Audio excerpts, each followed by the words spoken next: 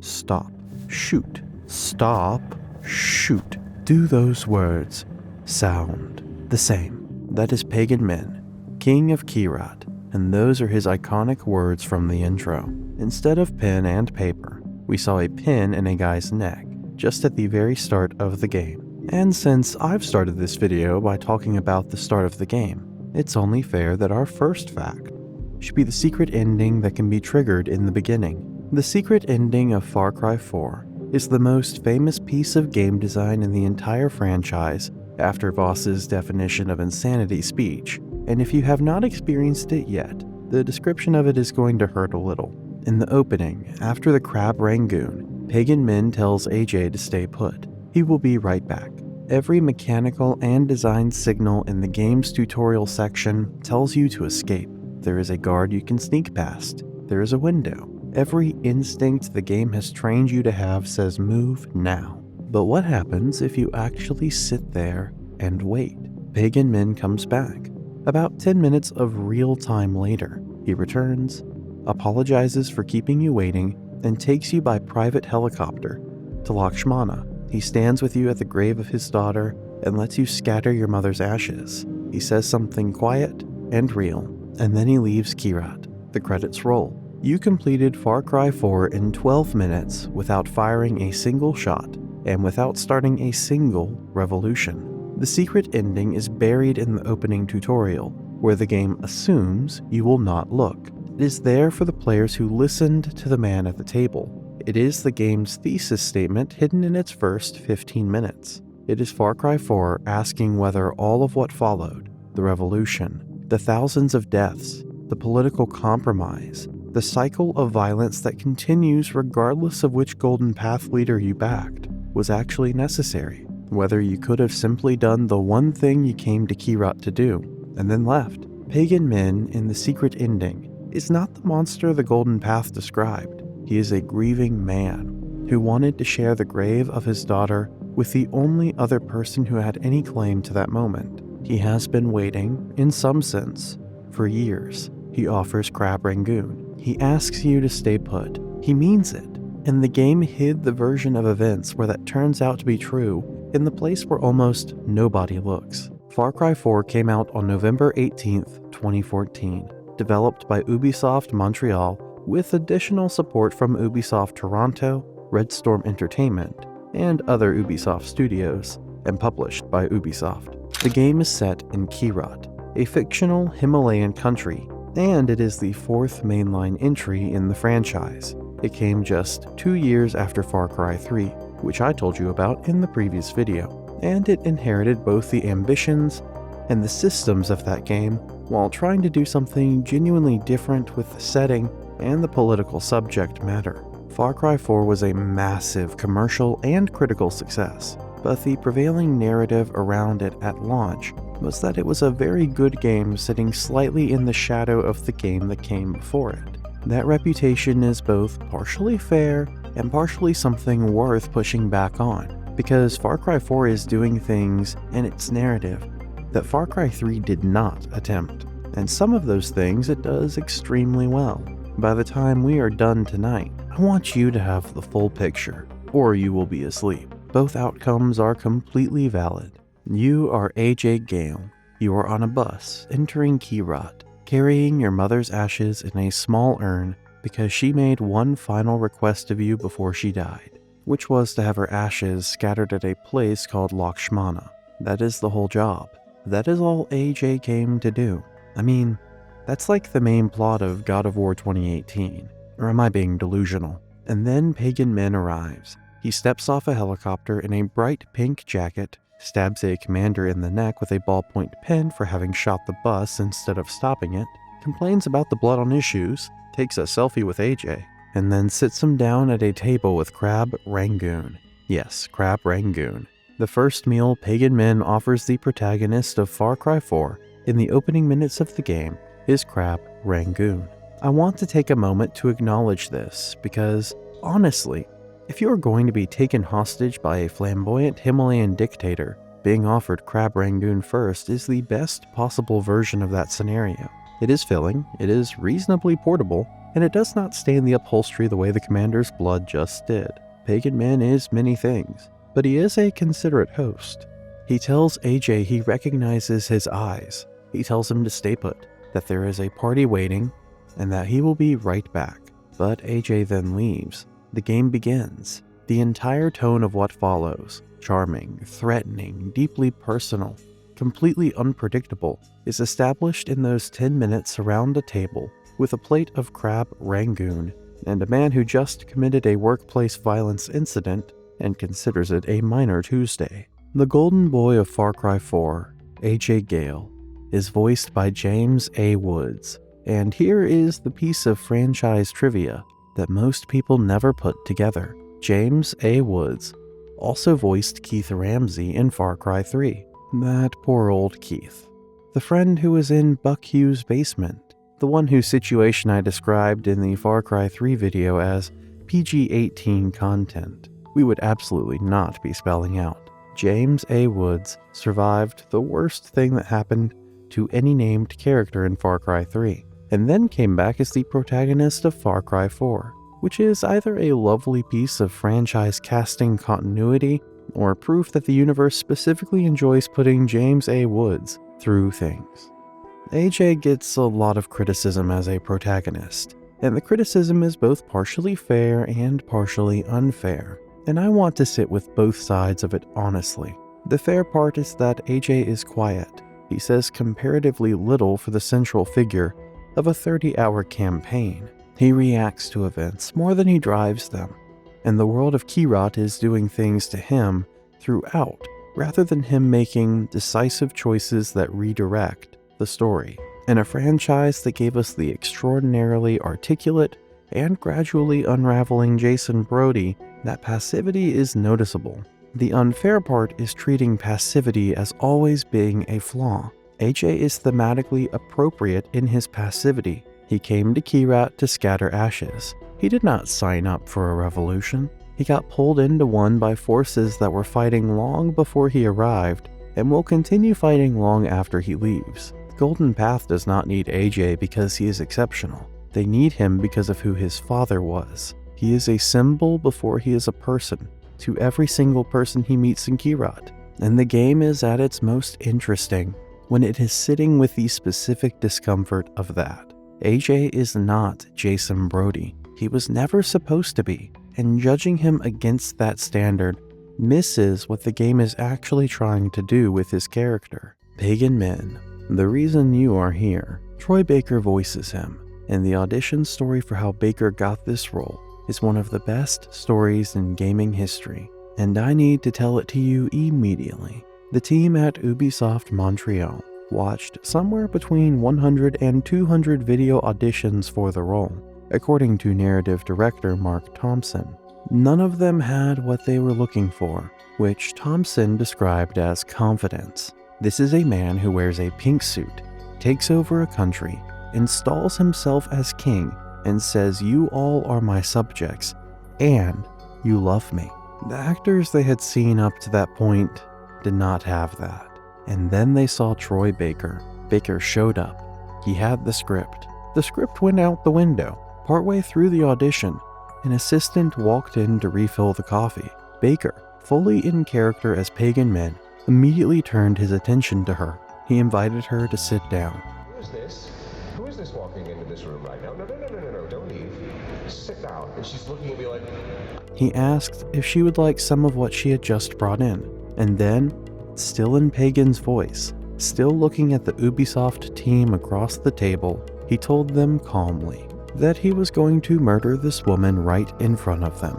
He said he was going to peel her face off and put it on his own. He called it the most glorious makeover he had ever had. The room stayed in character. Nobody broke. Thompson said in interviews that Baker had an energy up until that point that nobody else had shown, and that the improvised moment confirmed it. Baker got the role on the basis of that audition, and Pagan Min as a character was born from the specific quality of unhinged charm that Baker brought into the room that day. Thompson described Baker as knowing right now that he is, in Thompson's considerably more colorful phrasing, very important in his field. That confidence is what pagan men needed. You cannot play a man who tells a country he is their king and they love him without genuinely believing in the room that you are the most interesting person present. Baker believed it. The character is what happened when that belief was pointed at a fictional Himalayan dictator. The design of pagan men as a character went through several phases before arriving at the version we got, and narrative director Mark Thompson told the full story in pre-release interviews. The first concept was essentially a Gaddafi-inspired figure in military garb covered in fake medals and ribbons he had awarded himself. It looked interesting, Thompson said, but it was not original. The gaming and film landscape already had plenty of this type, and Ubisoft Montreal wanted something they had not seen before. They found their direction in 2 Japanese films, Takeshi Kitano's Brother from 2000 and Takashi Miike's Ichi the Killer from 2001. Both films feature protagonists or antagonists in vibrant suits who stand out visually from the environments around them in ways that communicate something specific about their relationship to power and belonging. That visual language pushed the concept artist to put Pagan in a bright pink suit. The pink drove the story forward, Thompson said, because the visual was so striking that it demanded a backstory interesting enough to justify it. They realized the story as they had it was not interesting enough for the visual, so they went back and built a better one. That backstory, confirmed in the Game Informer article from June 2014, is that Pagan Min was born Gang Min in Hong Kong in 1966, the son of a Golden Triangle drug lord whose name was also Gang Min. Pagan was flamboyant and extravagant in ways that embarrassed his father deeply. His father belittled him, called him his daughter, and told him he deserved the bullying he received at school for being different. His mother was a British expatriate, and her memory is the reason Pagan wears pink. He carried her color through every atrocity, every palace, every radio call across Kyrat. The most famous and most feared garment in the game is a grief object worn in plain sight by a man who never stopped loving the woman who wore that color first. After his father's death, which Pagan had a hand in, he took the name Pagan, naming himself after a Burmese king he associated with killing one's way to power. There is actually a small error in how the developers told the story, which the Far Cry wiki documents. The historical king Pagan Min, the 9th ruler of the Konbong dynasty, who reigned in the 19th century, killed his brothers to take the throne, rather than his father. The game's narrative says it was his father. The developers got the specific family member wrong, but the point of the name is clear regardless of the historical detail. Pagan Min chose a name that announced what kind of man he was and what he had done. He wanted people to know. He just did not want to say it plainly. Before I talk more about Pagan, if you guys are liking the content so far, give this video a like and a comment, and also a subscribe, or eat the crab rangoon with Pagan Min. Choice is yours. Moving on to Pagan Min's backstory, which connects him to Mohan Gale and Ishwari, and the whole tragedy at the center of Far Cry 4's narrative, is one of the most carefully constructed pieces of lore in the franchise. Interestingly, most of it is not in the main game at all. Pagan arrived in Kyrat in the late 1980s, fleeing the consequences of having made powerful enemies in Hong Kong after his father's death. He found a country in the middle of a civil war between the reigning royal family and the rebel Golden Path. He backed the royalists, used his resources to help forward a young heir, consolidated influence, and then killed the boy and took the throne himself. That is the shape of how he became king, tactical, ruthless, and without sentiment about any of it. What happened after is the part that changed him. Mohan Gale, founder of the Golden Path, invited Pagan in as a financial backer. They had a working relationship, and then Pagan fell in love with Ishwari, who was Mohan's wife, and Ishwari fell in love with Pagan, and they had a daughter together, Lakshmana. Mohan found out The journals of Mohan Gale, which are scattered across Kyrat as collectibles, tell the rest of this story in his own words, and they are devastating to read if you take the time. Mohan killed Lakshmana. He killed the infant daughter of Pagan and Ishwari. His justification in the journals is ideological, something about bloodlines and Kyrat's future, and the purity of the revolution's purpose. But what bleeds through every line underneath the ideology is simpler and uglier. Lakshmana's existence was proof that Ishwari had chosen someone else, and Mohan could not live with that, so he killed her. Ishwari took Ajay, her son by Mohan, and fled to America. Pagan, who had genuinely loved Lakshmana and genuinely loved Ishwari, was left with a dead daughter and a country and a grief he expressed through the next 20 plus years of authoritarian rule. The place called Lakshmana, where Ishwari wanted her ashes scattered, is where Pagan buried his daughter. Ajay is going to scatter his mother's ashes at the grave of a half-sister he never knew he had. The entire architecture of the game's tragedy is right there in the collectibles. Far Cry 4's lore is not buried. It is just waiting for you to pick it up. Troy Baker was nominated for the BAFTA Game Award for Performer for his work as Pagan Min at the 2015 ceremony covering 2014 releases. He did not win. Ashley Johnson, who voiced Ellie in The Last of Us Left Behind, won that year. Losing a BAFTA to Ellie from The Last of Us is the specific kind of loss where you cannot even be upset about it, because the performance that beat you was genuinely extraordinary. Baker had also been nominated in the same category the previous year for Joel in The Last of Us, which means he received BAFTA Performer nominations in 2 consecutive years for playing completely different iconic roles across 2 completely different games. That is a level of sustained recognition that speaks for itself.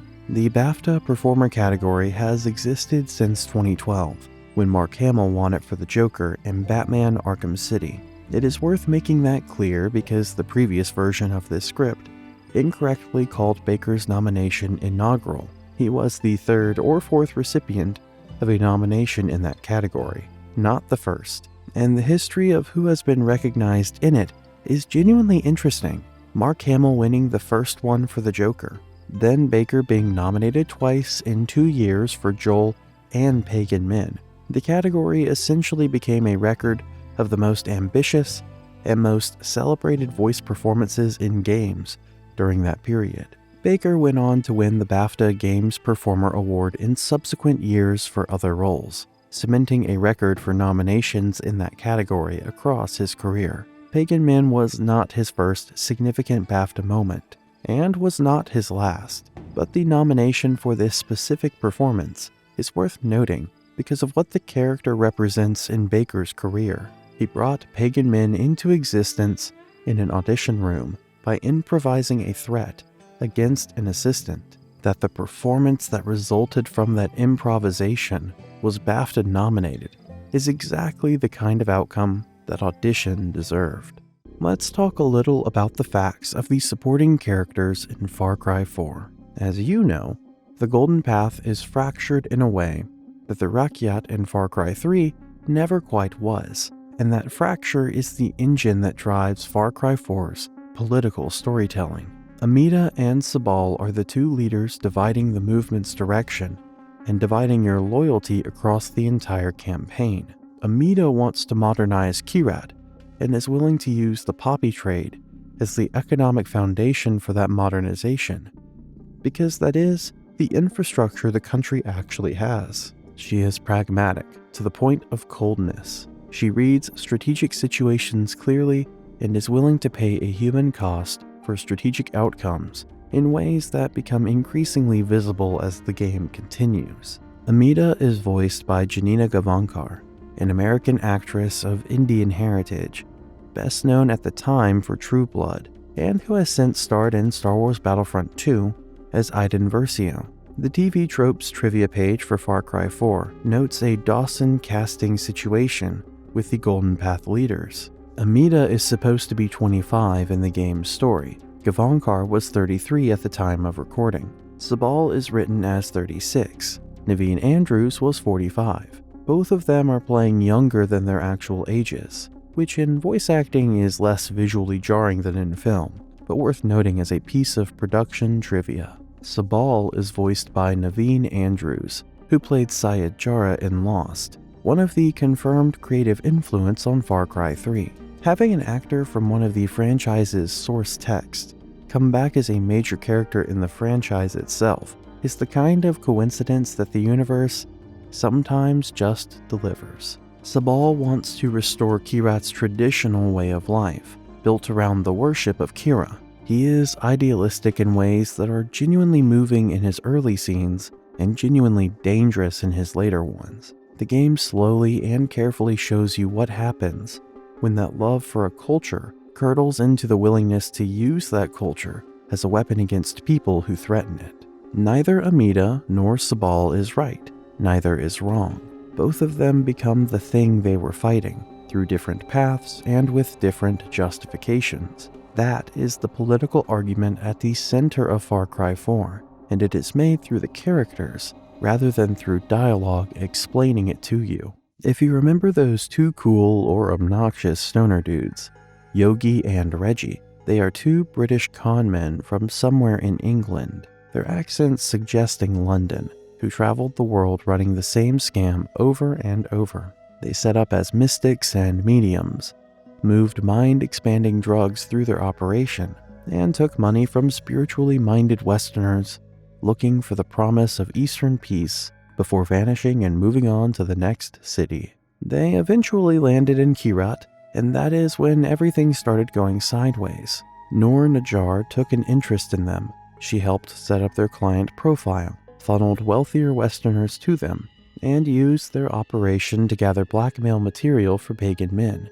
Yogi and Reggie know they are in over their heads. They want out. They keep drugging AJ as a way of dealing with this situation, which is not a great strategy, but it is consistent with who they are. Reggie is voiced by Bryce Hodgson, and Yogi is voiced by Chad Krochuk, both Canadians playing British characters. TV Tropes documents this under Fake Brit, which is a running theme in Far Cry 4's casting, where a number of characters with specific national identities are voiced by people from somewhere else entirely. Yogi's appearance is specifically a reference to Joe Strummer, the frontman of The Clash. The resemblance is intentional, and he looks, according to the Far Cry wiki, specifically like Strummer in the music video for Rock the Casbah. The Clash making it into Far Cry 4 through a character design reference is one of those small details that rewards players who have wide enough pop culture knowledge to catch it.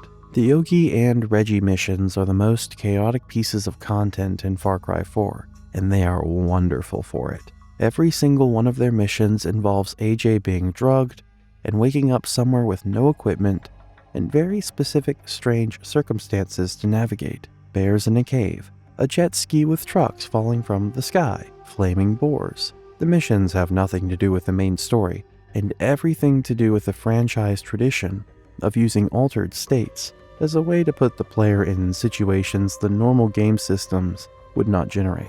They are Far Cry 4 at its most openly absurdist, and they are a gift. The three lieutenants of pagan men deserve individual attention because each one is a distinct kind of tragedy and a distinct kind of horror. Noor Najjar runs the Shanath Arena. She is a collaborator with Pagan's regime because he is holding her children and has been threatening what he will do to them as leverage for years. When the game reveals the truth, which is that Pagan killed her children long ago and has been sustaining her cooperation through the fiction of their survival, the cruelty of it is specific and devastating. She has been working for the man who murdered her family, held in place by a lie for years. When she finds out, she dies. Whether you told her the truth or the arena killed her depends on your choices, but either way, there is no redemption arc. Nora's story ends in exactly the kind of tragedy that the people who used her were always pointing toward. Nora is voiced by Malene Din Robic, who voiced Lisa Snow in Far Cry 3. The Far Cry franchise brought the same actress back to play a character with a completely different background and a completely different fate. The casting connection is a quiet piece of franchise continuity that most players never look up and that is worth knowing.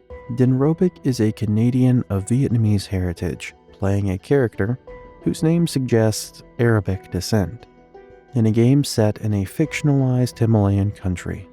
TV Tropes documents this under the same fake Brit heading it uses for other instances of cross-cultural voice casting in the game, though in this case, it is more cross-everything than specifically fake Brit. Paul DePlure, full name Paul Harmon, runs Pagan's torture and interrogation operations. He is businesslike about it, professional. He has found his exact niche in the world, and he operates from it without drama or performance. He is voiced by Travis Willingham, best known outside of gaming as Thor in multiple Marvel animated productions. Willingham's instincts as a performer tend toward the heroic and the imposing, which makes the bureaucratic quietness of Paul DePlure a specifically interesting casting choice. Paul is not imposing in the way that heroes are imposing. He is menacing in an administrative key. That restraint against Willingham's natural register is one of the more interesting performance contrasts in the game. Yuma Lau is Pagan's adopted sister, and the one most directly connected to the Shangri-La mythology. She came with Pagan from Hong Kong, helped him build his army, and has watched him soften over the years as his grief over Ishwari and Lakshmana changed him. She resents the change. She blames Ishwari for it. Her obsession with Shangri-La and with accessing its power is the emotional consequence of losing the thing she was drawn to in Pagan, which was his ruthlessness. Yuma is voiced by Gwendolyn Yao, a Canadian actress of Chinese-Singaporean descent, with a long history in animation and game voice acting. Her controlled intensity in every scene she is in makes Yuma feel like the most physically present threat in the game, and the final confrontation with her inside a Shangri-La hallucination she induces is one of the most visually spectacular moments in the campaign.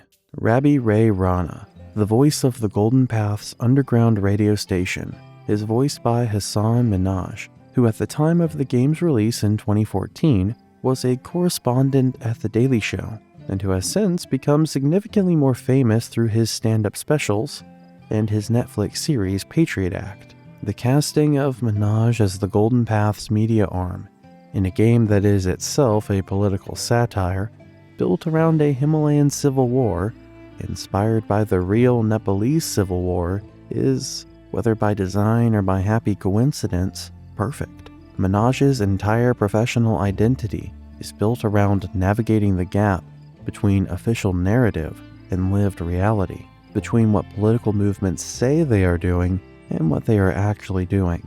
That is exactly the gap that Rabi Ray Rana lives in every single broadcast. He is the Golden Path's propaganda machine, and he is simultaneously genuinely committed to the cause and professionally in the business of making that cause sound more heroic and more coherent than the ground-level reality you have been experiencing suggests. When AJ liberates an outpost through absolute chaos, involving tigers, explosions, and zero tactical planning, Rabi Ray Rana describes it as a precision strike by the forces of liberation.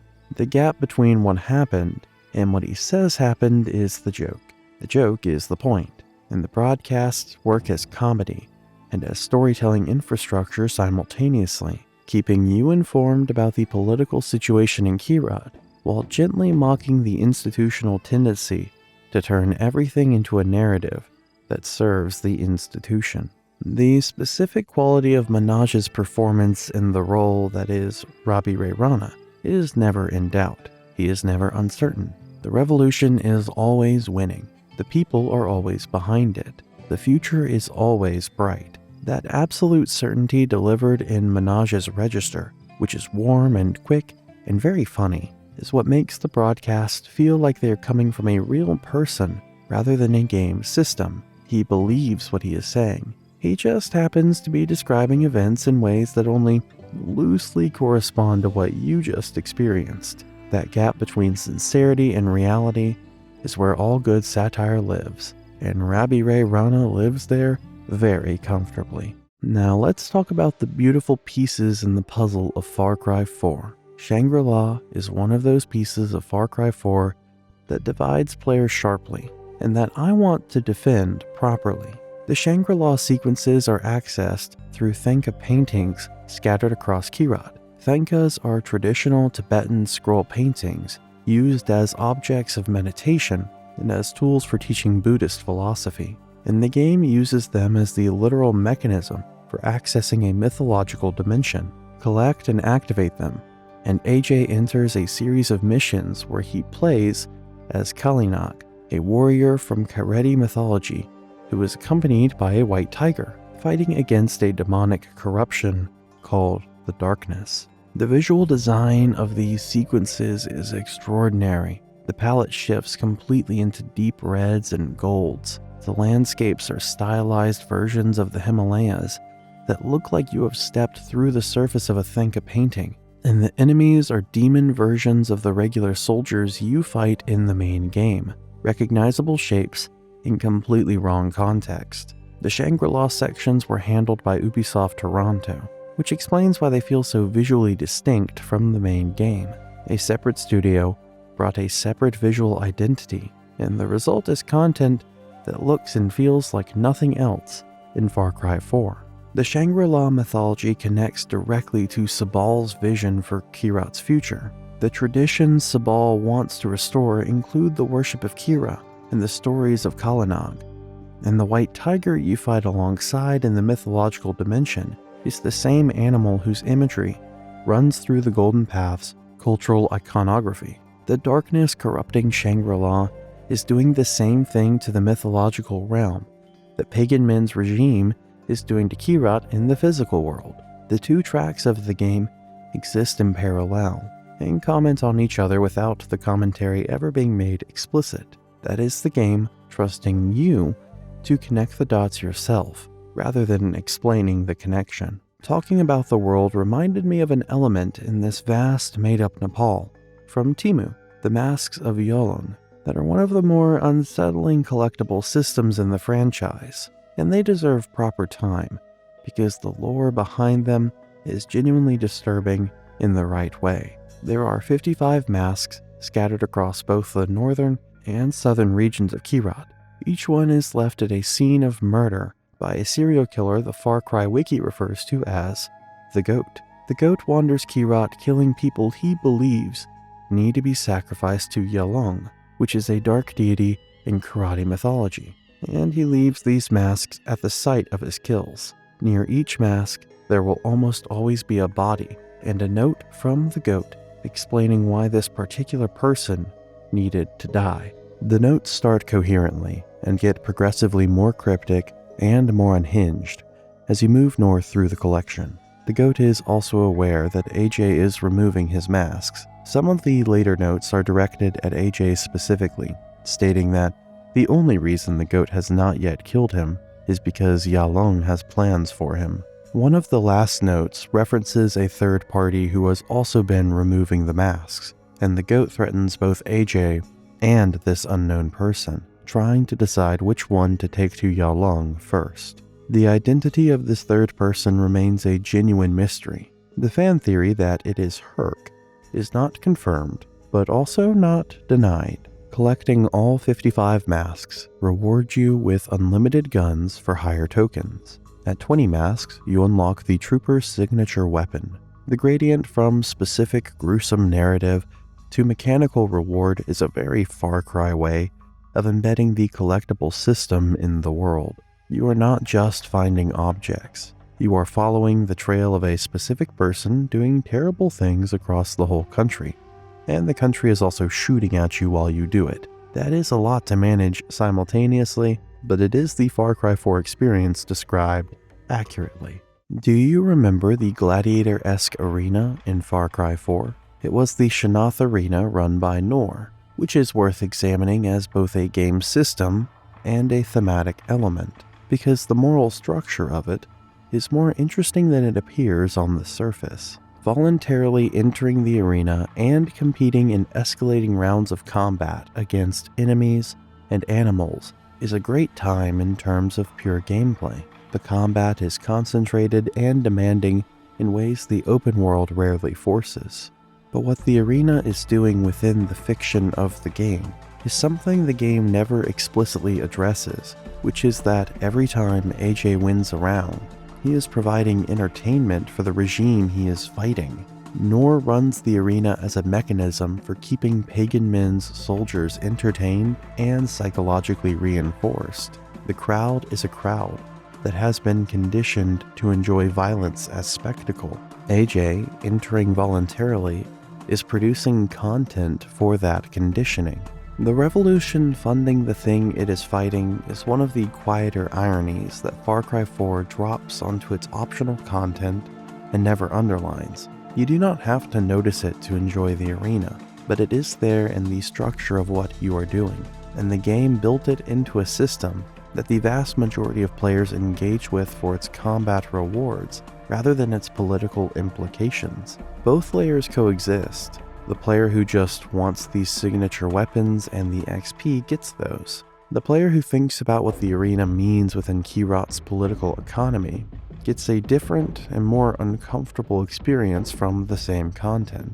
That is Far Cry 4 doing what the whole franchise does when it is operating well. The bloodbath of Shanath reminds me of a character. So now, let us talk about the repenting warlord Longinus, who is one of the most surprising and most delightful characters in Far Cry 4, and he earns every word of praise I'm about to give him. He is the Golden Path's arms dealer. He is also a born-again Christian preacher with a vast and enthusiastically deployed spiritual vocabulary. He is also a former Central African warlord who is personally responsible for a documented history of specific atrocities committed before his conversion. He talks about the Lord constantly, and with complete sincerity, while simultaneously explaining the relative stopping power of different assault rifle configurations. He believes he is doing God's work.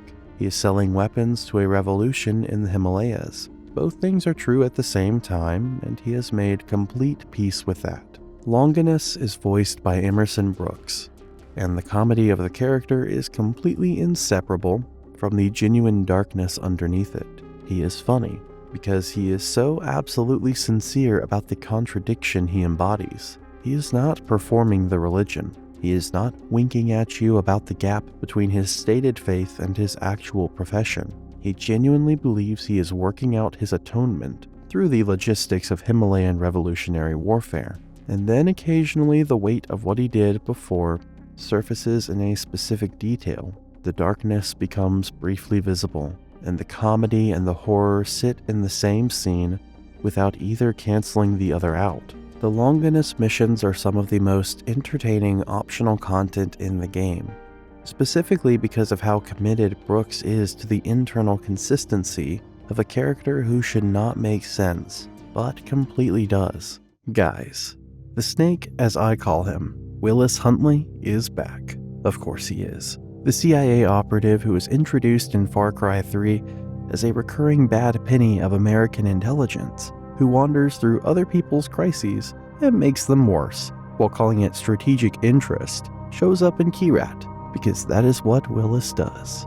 He goes wherever there is a situation, and wherever there is someone he can use. Elaine Gollum reprises the role with the same cheerful, self-serving energy, and the great thing about his Far Cry 4 appearance, beyond confirming that he is the same man operating the same way in every game he appears in, is the specific moment where he references Jason Brody. He calls Jason a SoCal douchebag. He says this to AJ casually, while explaining that the last person he deployed as a disposable intelligence asset from a regional crisis zone was some kid from Southern California who wandered onto a pirate island and somehow survived. And then he moves on. Willis never dwells. He is already looking at the next asset, the next situation to extract value from and leave behind. The Jason Brody reference is the best piece of franchise continuity in the series because it does not require the previous game to understand the current one. It is completely invisible to players who have never played Far Cry 3. and it is a perfect piece of narrative tissue for those who did, making the universe feel lived in and consistent, and just a little bit dismissive of the extraordinary things the last protagonist went through. Willis in Far Cry 4 does genuinely harmful things beyond the callbacks. He uses AJ for his own intelligence objectives in ways that cost Kirati lives and compound the already complicated situation AJ is trying to navigate. He abandons AJ mid-operation because that is the Willis Huntley standard operating procedure. He is a joke and a critique simultaneously. The joke is that he is exactly the same in every country he visits. The critique is that the joke describes something real about how intelligence operations actually function in other people's conflicts. If you despise Willis, you must be hoping he is not in Far Cry 5. Oh well, he is, unfortunately. Sorry for this fact. I mean, that is what you are here for, guys. Just doing my job. Don't kill the messenger. The Easter eggs in Far Cry 4 are honestly some of the best in the whole franchise, and I want to go through all of them, because the range of stuff they snuck in is really impressive, guys. So, let's start with the most famous one and go from there. There is a Yeti cave in the Northern Highlands that the game never puts on your map. You just have to find it by exploring, and when you venture inside, you find enormous footprints, bones, and a note from someone who has spent years tracking the creature, referencing actual Himalayan Yeti folklore. The Yeti never appears in the main game at all. The cave just shows you the evidence and keeps the mystery open, and honestly, that is the correct way to handle Yeti mythology in anything, because the moment you actually show the creature and confirm it, the thing that made it interesting is gone. The classic blaster weapon of Han Solo from the Star Wars movies is in Far Cry 4 as well, which is the HS-77 pistol in the game. And there is a pistol in the game which is named AJM-9. This is the acronym of the guy who became RoboCop, whose name was Alex J. Murphy, and the description of the pistol in the game is, "The future is now with this burst-fire handgun that can shred targets and protect the innocent." Well, these two futuristic-looking pistols were surely great in the game, if you ask me. The Indiana Jones reference is in a cave called Yalung's Jaw near Vorshakot, where you find a room full of golden chalices on a set of tables, and in the left corner are the bony remains of a 19th century British explorer holding a large gold chalice, from which it is implied he drank to gain a fabled long life. He chose poorly. The game did not even need to spell that out in the notes. The setup is so specific that any Indiana Jones and the Last Crusade fan will just complete the sentence themselves. The team trusted you to know the reference, and they were right to trust you. At the start of the game at Pagan's dinner table, you can see monkey heads. This is also a reference to Indiana Jones, as in the Temple of Doom Indiana Jones is served with frozen monkey heads at the table as well. The Fight Club reference is one of the most committed ones in the whole game, and you have to find a specific cave called Yalung's Pantha. Inside on the dimly lit walls, there is a note titled Rules of Yalung Pantha, and the list begins with, "You shall not talk about Yalung Pantha," and just continues in the same vein, directly matching Tyler Durden's iconic monologue from the 1999 film. Someone at Ubisoft Montreal was a David Fincher fan, and disguised their love for the film as ancient karate serial killer mythology. I respect this enormously. I really do. The Skyrim references in Far Cry 4 are genuinely funny, because they are exactly the right kind of low-key. In one of the houses connected to a Yalung mask murder scene, you will find a dead man with a red plastic bucket on his head, and an arrow stuck in his knee. Bucket on the head is a popular Skyrim exploit for distracting merchants, and arrow in the knee is the infamous Skyrim guard line. "I used to be an adventurer like you. Then I took an arrow in the knee." And both are in the same crime scene.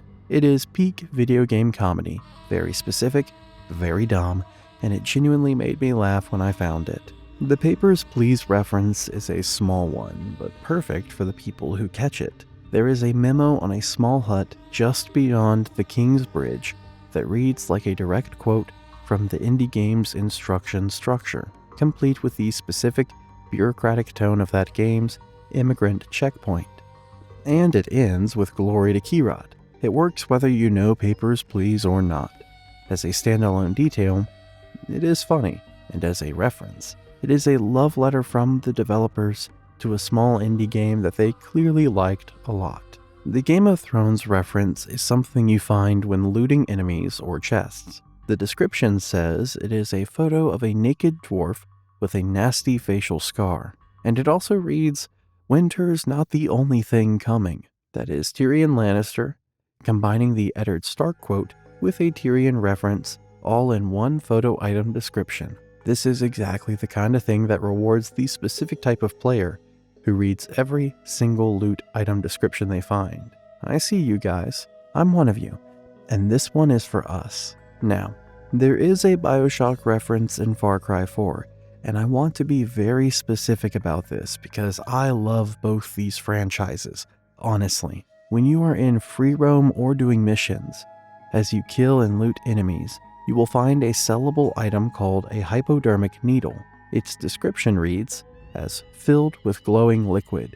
If this were a failed underwater utopia, you wouldn't even think twice about jamming this in your arm. It is a nod to BioShock 1 and 2, where you jam Eve hypos in your arms in the game.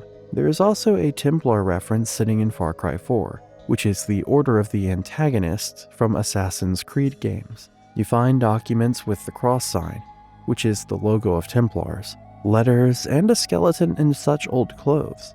Hinting at Kirat being researched by the Templars is just a great connection of the two Ubisoft universes, sharing space in a hidden bunker that most players never even found.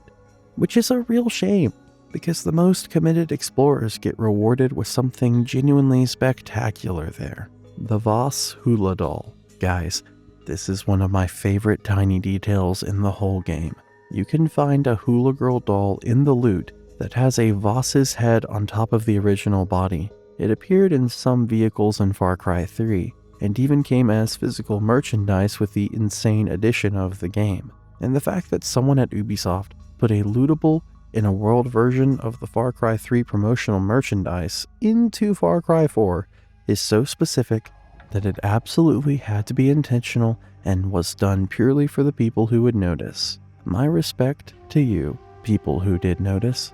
The Far Cry franchise self-references are all over the loot system in general. There is a gamebook item whose description reads, "In this riveting choose a path adventure, your choices determine if Jack Carver successfully escapes the deadly island of Dr. Krieger," which is a direct reference to Far Cry 1. There is a knockoff GPS preloaded with a map of Rook Island, wherever the hell that is, which references Far Cry 3. Malaria pills nod to Far Cry 2. A VHS cassette referencing the best goddamn cyborg commando fights dragons with laser eyes movie ever is obviously Blood Dragon. The entire Far Cry lore museum is just scattered through Kirat's loot tables, and the only way to see it all is to actually read every description. I have done this. It was absolutely worth it. Another callback Easter egg of Far Cry 3 is also the herp-derp warning signs on the vehicles, such as a jet ski. The shirt worn by the DJ Rabbi Ray Rana, who keeps referencing hilarious stuff, is wearing the same shirt from the brand that the character Grant Brody was wearing. Grant was the brother of the main character, Jason Brody, in Far Cry 3. He was the one who died at the start of the game. A GPS locator given to AJ by Longinus in his first mission is the same locator from Far Cry 2, with the screen smashed. The same design, just damaged by time and hard use. Longinus himself came from the same part of the world where Far Cry 2's Boa Seco Conflict Diamond Trade originated, and there are even Conflict Diamonds in Far Cry 4's loot tables, with descriptions confirming they came from Boa Seco. The franchise is quietly building a coherent world across all its disconnected entries, and the loot tables are honestly doing more of that work than the cutscenes are. The Frankenstein reference is one I did not expect at all. There is a small cave in southern Kirat called Hariogupa, and inside you find a long-dead soldier on a table, hooked up to a car battery, and all sorts of beakers and electrodes, along with a note written by his friend, who apparently read Mary Shelley's novel, but fully misunderstood it as an actual guide to human resurrection. It did not work. The soldier is still dead. The note is still there. Mary Shelley, the writer of Frankenstein, would have a lot of thoughts about this, I think. Fun fact, Herc mentions at the end of his third mission that one of his tattoo brothers is Jason, which is a direct reference to Jason Brody in the tattoo system from Far Cry 3. Herc also mentions a tattoo bro named Jack, connecting back to Jack Carver from Far Cry 1. Herc is genuinely the franchise's living connective tissue, holding the entire Far Cry universe together with friendship bracelets and rocket launchers. Bless him, honestly. Also in one of his missions, Herc says, "Dude, be like Keanu, my man," which is a reference to Keanu Reeves. And in that mission, you have to make sure the vehicle does not slow down, as if it does, it will explode. This is the main plot of a Keanu Reeves movie with Sandra Bullock, called Speed. The "should I stay or should I go" detail deserves its own mention. While you wait at Pagan's dinner table in the opening, the song playing in the background is "Should I Stay or Should I Go" by The Clash. Not subtle, Ubisoft. Not subtle at all, but absolutely perfect.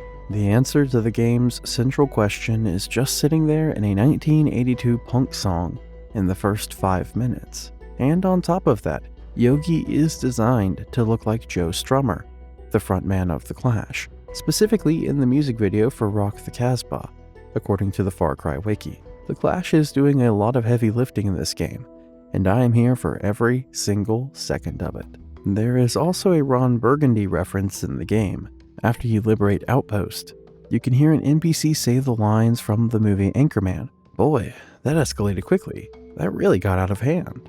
Man, I really miss those cheesy comedy movies from the early 2000s. Don't we all, though? The development timeline of Far Cry 4 is genuinely remarkable when you look at it, and it explains a lot of what works brilliantly, and some of what feels slightly rushed. Development began right after the shipment of Assassin's Creed 3 in late 2012, which means the same team that just finished one massive franchise immediately began work on another. The game was announced at E3 in May 2014 and released in November 2014, so there was only a 6-month window between the public announcement and launch. For a game of this scale, that is unusually compressed. It suggests the game was substantially complete well before the announcement even happened. The development involved multiple Ubisoft studios beyond Montreal as the lead. Ubisoft Toronto handled the Shangri-La segments, which is exactly why those sequences look and feel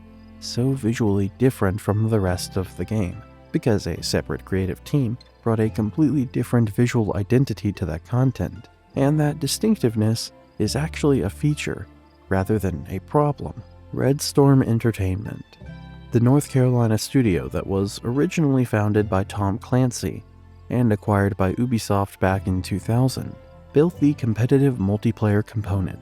Ubisoft Shanghai contributed to the open world systems and the hunting missions, continuing the same multi-studio collaboration model that was used on Far Cry 3. The creative leadership carried over as well, with creative director Alex Hutchinson and producer Dan Hay both returning in expanded roles. And Dan Hay is the same guy who described Voss as the dangerous friend that everybody has, which is still one of the best character descriptions I have ever heard of for any villain. Now, let us talk about one of my favorite characters in the Far Cry franchise, Herc Drubman Jr. His coming back in Far Cry 4 is not just fan service, though it is absolutely that as well. It is also a piece of franchise world building that establishes that Herc exists independently of any one conflict, and that his specific quality of confident incompetence just travels with him wherever he goes. He is just as funny in the Himalayas as he was on the Rook Islands, because his comedy does not come from the specific culture he is standing in. It comes from the gap between how he sees himself and how actually good he is at any given situation. And that gap is portable. Dylan Taylor reprises the role with the same warmth and energy that made Herc work in Far Cry 3, and the missions built around him in Far Cry 4. are consistently the most immediately enjoyable optional content in the whole game. The Herc's Redemption DLC missions involve Herc trying to recover artifacts belonging to his family, and the details of those missions establish a Drubman family history in Kierat that actually predates Herc's own arrival by quite some time, which Herc is only partially aware of and completely unable to explain coherently. The missions are the most directly comedic structured DLC content in the game, and Dylan Taylor plays them with the same energy, but adds this little something that is almost genuine vulnerability when the family history comes up. And that combination of the comedy and those rare, sincere moments is what stops Herc from wearing out his welcome across multiple franchise entries. He also appears as the co-op partner when a second player joins your game, and Ubisoft introduced a guest system where a friend who does not even own the game can join a limited time co-op session for free, which for 2014 was a genuinely forward-thinking move and received a lot of positive attention when it was announced at E3. The Badra situation is honestly the biggest character-level casualty of the compressed development timeline in the game. Badra is the candidate for Tarun Matara, the living goddess figure at the heart of Kirati's spiritual tradition, and she is voiced by Darini Wilcombe. The Tarun Matara tradition sits right at the center of the Amida and Sabal conflict, because Amida wants to dismantle it as the mechanism of control over women, while Sabal wants to restore it as the spiritual foundation of Kirati identity.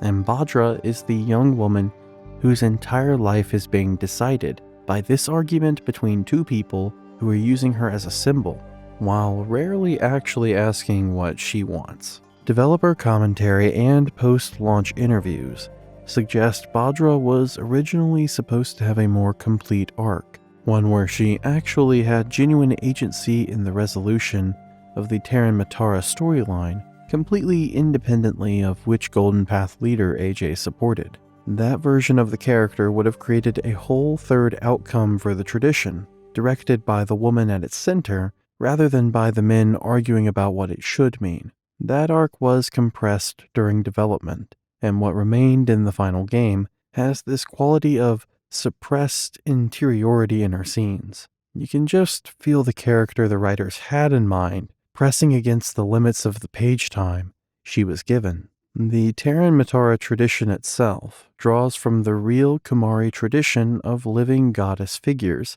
in Nepalese Hinduism and Buddhism as well. So a lot of thought went into it, and it is a shame the full version did not make it in. The seed is visible, the full plant did not grow. Let me tell you about the ending structure of Far Cry 4, which is something people argue about just as passionately as the endings of Far Cry 3, and every major variant deserves walking through properly, because the differences between them are the game's actual argument about revolution and power. If you sided primarily with Amida, the ending shows Kierat stabilized under the Golden Path, but with the poppy fields maintained and expanded as the economic foundation of the new state, and children being conscripted into Golden Path forces. Amida has become what she was fighting. The ideological justification is different, but the body count and the coercion are totally recognizable from Pagan Min's regime.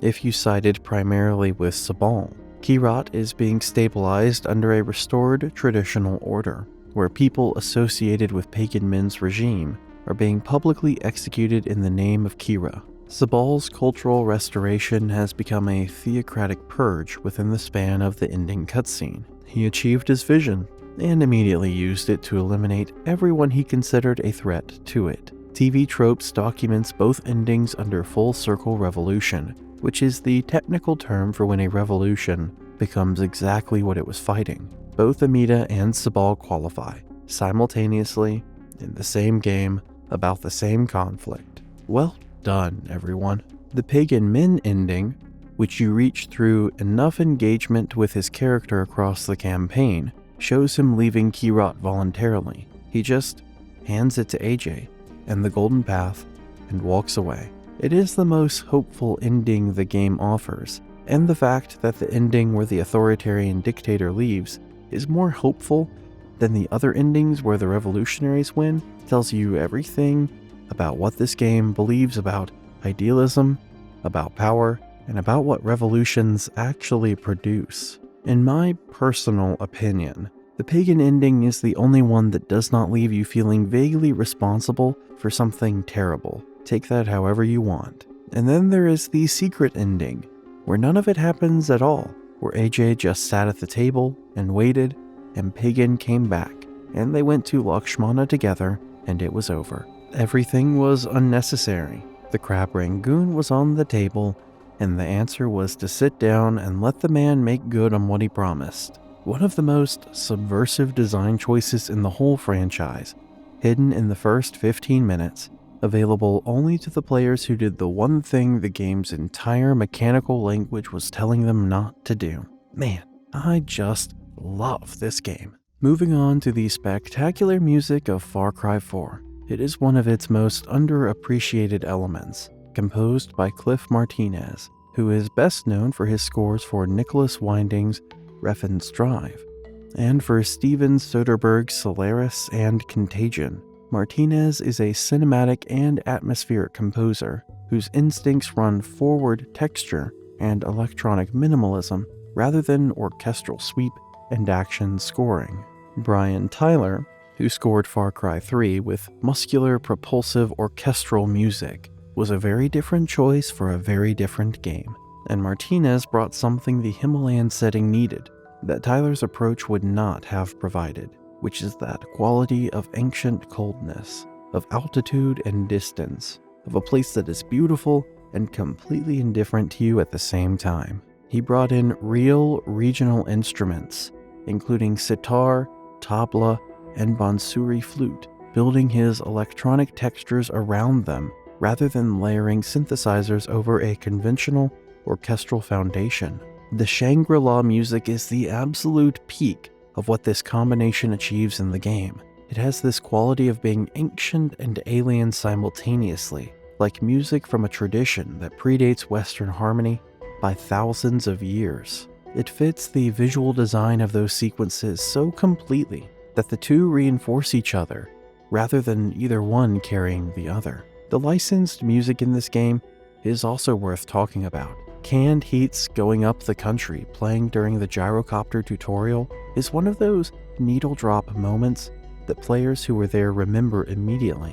A 1968 American folk rock song about escaping to somewhere wild and free, playing as you learn to fly a personal aircraft over the Himalayas for the first time. Whoever made that placement made it correctly. It is the right song at the right moment. For what it is worth, I think the gyrocopter, combined with canned meat, is the happiest Far Cry 4 ever made me feel, and this game is not shy about making you feel a lot of things. Did you know about the criticism that Far Cry 4 has received since launch? It is regarding representation and the white savior framework, and it very much deserves honest engagement rather than just brushing it off or fully accepting it. Creative director Alex Hutchinson pointed to AJ's karate heritage as a partial answer, which is a reasonable point as far as it goes. AJ is not an outsider in the same way Jason Brody was on the Rook Islands. He has cultural roots in Kyrat, even if he did not grow up there, and his story is a diaspora story rather than a straight outsider in an exotic land story. But Hutchinson also made comments in the pre-release period about the feasibility of a female protagonist that generated significant negative coverage and colored the reception of the game's representational choices. And some of those comments have not aged well, and they deserve to be named as part of the honest account of how Far Cry 4's development was perceived. The game itself does better than a lot of its era. Naveen Andrews, who is of Indian heritage, plays Sabal. Janina Gavankar, who is of Indian heritage, plays Amita. Hassan Minaj, who is of Indian heritage, voices Rabi Ray Rana. The supporting cast is broadly authentic in ways the lead casting is not, as James A. Woods, who is Anglo-Canadian, voices AJ Gale, who is a character of Kirati heritage, meaning of Asian, specifically South Asian descent. The game is doing better in this area than many of its contemporaries, and not as well as it could have. And both of these things are true at the same time. Yetis, check. Fantastic DLC, check. And I am now talking about the Valley of the Yetis DLC, which is the most satisfying piece of extended content for Far Cry 4 because it resolves the game's most elegant mystery with exactly the right level of commitment. AJ's helicopter crashes in an isolated mountain valley. He has no equipment, he has a cult to deal with, and eventually actual Yetis to deal with, because the creatures that were only hinted at in the main game's Easter egg cave are absolutely present and absolutely enormous in this DLC. That payoff of confirming the existence of something the main game only hinted at in optional content rather than the main campaign is just the correct way to use DLC to extend a world, rather than just slapping more of the same stuff in. The cult leader, Master Sandesh, fits right into the Far Cry tradition of charismatic figures who found, in a remote and extreme place, the absolute certainty that the broader world would never give them. His followers worship the Yetis and live in service to them in exchange for being allowed to survive in the valley. And from their perspective, AJ's arrival is a genuine sacrilege. The Valley of the Yetis is not reaching for deep thematic resonance. It is a DLC about fighting Yetis in the mountains, and it executes that premise with tremendous enthusiasm, and sometimes that is genuinely all a DLC needs to be. The Escape from Durgish Prison DLC takes the completely opposite approach though, stripping away all the empowerment fantasy scaffolding and asking whether you can survive Kirad when you have absolutely nothing.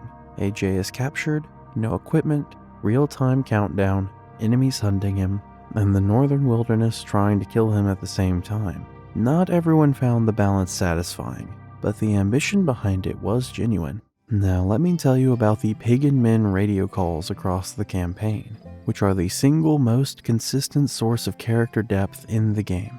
As we know, Pagan calls AJ throughout the entire campaign. He comments on what AJ is doing, tells stories about Herat and the people AJ is working with, and offers alternative readings of the Golden Path and its leaders that are sometimes wrong and sometimes uncomfortably accurate. The calls are everywhere without Pagan being physically present, which means Troy Baker's voice performance carries the full weight of the character through audio alone for huge stretches of the game. The radio call where Pagan discusses having a new suit made for AJ is one of the best character moments in the game. He tells AJ that he is going to lead Kirat when this is all over, and he cannot do it in denim and sneakers. And then he asks what AJ keeps in all those zippered pockets. The joke is obviously about the crafting system, because AJ's pockets are full of animal remains for upgrading his gear. So, Pagan Men is basically calling AJ out for carrying animal skins in his many zippered jackets, while also simultaneously announcing that he has already decided AJ is going to lead Kirat after him. Both things in the same radio call were delivered with complete calm. The combination of the very mundane and the absolutely enormous is Pagan Men's character in one radio transmission.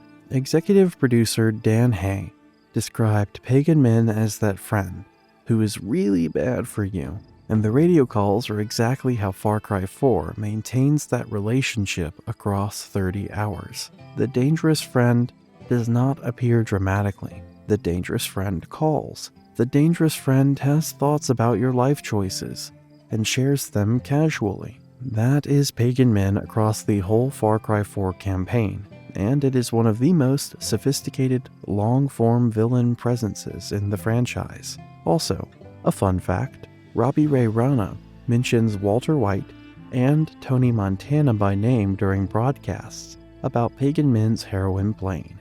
This man truly contains multitudes. Pagan Men's post-Far Cry 4 appearances are really worth documenting because they extend the character's legacy in genuinely interesting ways. In Far Cry 6, released in 2021, Pagan appeared in the DLC Pagan Control, which is set inside his own mind and serves as a psychological reckoning with his history. Troy Baker reprises the role for it. The DLC places Pagan in a mindscape where he faces versions of the people from his past, including Mohan Gale, Yuma, his father, AJ, and a dark version of himself called the Tyrant. The version of Mohan Gale in his mind asks him whether he plans to blame Mohan for everything that went wrong, or whether he has realized yet that he is unhappy simply because he hates himself. That line, from an apparition of the man who killed his daughter, asking him to take responsibility for his own unhappiness, is one of the most quietly devastating things in the extended lore of this character. Pagan men killed a Burmese king, conquered a country, ran it for over 20 years, and what he needed to be told was that he hated himself. The DLC found the wound underneath everything else and just pressed on it. He also appeared on magazine covers in Far Cry 6's main game world, which Anton Castillo discusses with his son Diego as an example of a ruler who rose to power and then fell after losing his daughter and his beloved. That framing of pagan men as a cautionary tale that one villain tells another villain is Far Cry 6 acknowledging the legacy of Far Cry 4's central character, while building its own narrative around the same themes of power and loss. He also appeared in the Captain Laserhawk, a Blood Dragon remix animated series on Netflix in 2023, voiced by Daniel York Lowe rather than Troy Baker this time, drawing on the same visual language of the pink suit and the Hong Kong adjacent criminal aesthetic. The fact that Pagan Men has appeared in 2 mainline games, a DLC campaign, an animated series, and a comic book series across a decade after his debut is honestly the strongest possible evidence for Troy Baker's 2014 prediction that Pagan Men would come to be regarded as one of the most memorable villains to ever be in a video game. He was right. He knew at the time. Good for him. The cover art of Far Cry 4 is doing something that almost nobody was talking about correctly at the time, and I want to set the record straight because the pre-release conversation around that image was genuinely fascinating in ways the eventual discourse did not fully capture. The cover shows Pagan Men in his pink suit, with his arm draped around the shoulder of a kneeling figure implied to be AJ. The composition arranged so that Pagan is standing and AJ is kneeling, and Pagan's head is on AJ's head, and the whole thing reads immediately as a domination image. When that cover was revealed before much other context was public, a significant portion of the gaming internet interpreted it as a white colonizer touching the hair of a subservient person of color, and that reading generated real anger and real discussion. Here's the thing about the reading. It was not wrong about what the image was communicating. It was just wrong about who Pagan Men was. Pagan Men is not white. He is a man of Hong Kong Chinese descent who came to a Himalayan country and conquered it through intelligence and sustained brutality and made himself its king. The domination in the image is real. The power dynamic is real. The thing that the pre-release conversation got wrong was assuming that dynamic was mapped onto a Western over Eastern axis, when what the image actually depicts is a morally complex Kirati diaspora villain exercising casual dominance over a Kirati diaspora protagonist. The colonialism in the image is present and intentional. The colonizer is just not who everyone assumed. Creative director Alex Hutchinson addressed the cover art controversy directly in the lead up to release, clarifying Pagan Men's background and confirming that the image was deliberately provocative. The deliberate provocation is the entire point. Ubisoft Montreal put Pagan Men on the cover in a position of complete casual dominance, not to endorse what he represents, but because they knew that image would generate exactly the discomfort and discussion that it generated. The cover art is the game in miniature. It makes you uncomfortable before you have the context. Then you get the context, and you are more uncomfortable, because now you understand exactly what you are looking at. That is Far Cry 4's whole approach, delivered in a single piece of promotional artwork before the game had even shipped. The pre-release marketing extended this approach into genuinely inventive territory through the Kirat Fashion Week campaign, which was one of the more creative, villain-forward marketing exercises in gaming that generation. Pagan Min had an official social media presence, maintained by Ubisoft, that posted in character, treating Kirat as a real place with a real head of state, who had opinions about aesthetics and interior decorating, and the correct way to address a monarch. The Kirat Fashion Week content presented Pagan Min as a man of refinement and taste, who happened to also be running an authoritarian state, which is precisely the specific horror the game is built around. Charm and atrocity, as coexisting properties of the same personality, is the game's central character argument, and the marketing was already making that argument before the game was in anyone's hands. Troy Baker participated in the campaign, posting in character, maintaining the specific quality of oblivious self-assurance that defines the performance. The gap between the register of those posts and the actual political situation in Kirat, between a man who tweets about fashion and a man who kept Noor working for him for years through the fiction that her children were still alive, is Far Cry 4's entire tonal argument, available for free on the internet in 2014 if you were paying attention. Most people were not paying attention in exactly that way, but the game was already being itself before you bought it. It was always going to be this. Pagan Min was always going to be this. The cover told you everything. You just needed the context to read it. Now let me keep yapping more about Pagan and the Crab Rangoon theory. I love the Crab Rangoon theory, guys. Crab Rangoon is not, as many people assume, a traditional Chinese dish. It is an American invention, a fusion product that takes ingredients from multiple culinary traditions and produces something that belongs cleanly to none of them. So Pagan Min serving Crab Rangoon at a table in a Himalayan stronghold to an American-raised Kirati who has just arrived in his ancestral homeland is, whether intentionally or not, serving him a dish that metaphorically represents exactly what AJ is, a hybrid. Something that takes ingredients from one culture and combines them with the context of another and belongs fully to neither. AJ is American Kirati, the way Crab Rangoon is American Chinese. He carries both and fits neither completely. The Crab Rangoon is not just an appetizer. It is accidental characterization delivered through a menu choice. Pagan Min, who understands AJ better than AJ understands himself, fed him something that describes him before the story had time to do so. Intentional or not, this is extraordinarily fitting. Well played, Pagan. Well played. Alex Hutchinson described Pagan Min as a peacock-like tin-pot dictator who wants power and is driven by selfish desires, but then immediately noted that the player characters of Far Cry titles are not actually that different because they impose themselves on the environment and commit to stopping a murderer by murdering people. Pagan Min serves as a mirror. His constant questioning of AJ about why he is in Kirat and what his intended purpose is was a deliberate approach to have the player question their own character's motivations. The game does not deliver this as a lecture though. It delivers it through radio calls, where Pagan asks genuinely curious questions about AJ's objectives and through the structure of the ending choices. By the end of Far Cry 4, AJ has done many of the same things that made Pagan Min the enemy.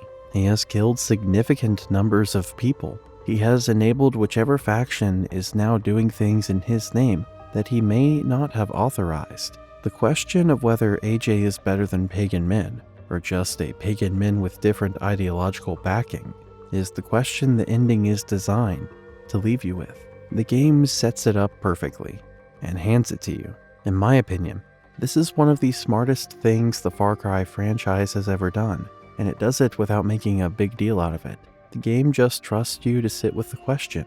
The specific detail that Pagan Min killed the young royalist heir tells you something about his tactical ruthlessness that the rest of his characterization sometimes obscures. The charm, the radio calls, the Crab Rangoon, the genuine grief over Lakshmana and Ishwari. These are real aspects of who he is. But so is the calculated decision to use a child to legitimize a political takeover, and then eliminate that child once the legitimacy has served its purpose. Pagan Min was not always the character we met at the bus checkpoint. He became that character through a long process that included genuine atrocities alongside the grief and the love. This reading does not exculpate him. He chose the things that made him what he is. He chose to kill the heir. He chose to respond to Lakshmana's death with 2 decades of authoritarian rule rather than with the specific grief of a specific person. He chose to build himself into the king of Kirat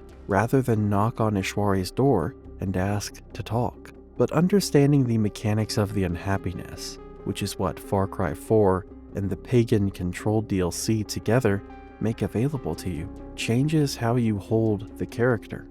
He is not a monster. He is a person who made enough monster choices that the distinction stopped mattering to most people in Kirat, and that is the most honest and most devastating thing the franchise ever said about any of its villains. Did you know a 9-inch Pagan Min figurine was made available through Ubisoft's Uplay service, and it sold out?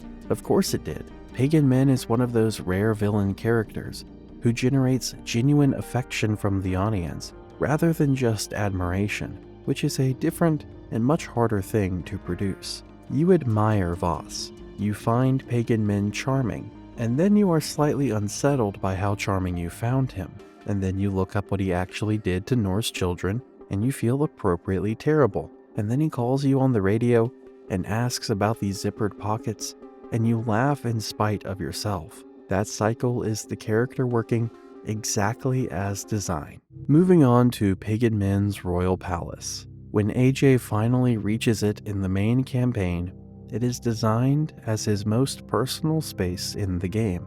It is extravagant in ways that reflect his specific aesthetics and nostalgia, with elements of Kirati culture displayed alongside the trappings of his personal empire. The palace is the physical expression of Pagan Min as a character, the collision of his Chinese Hong Kong origins, his adopted Kirati identity, his British maternal influence in the colors and the decorative choices, and his own accumulated grandiosity. Spending time in the palace before the confrontation is Far Cry 4 giving you the full character through his environment before the final scene plays out. Read the space before you deal with the man who built it. And when you find Pagan's body at the end in certain playthrough variations, you can loot it and receive the golden pin he used to stab the commander in the opening scene. He carried the murder weapon from his first scene on his person for the entire runtime of the game.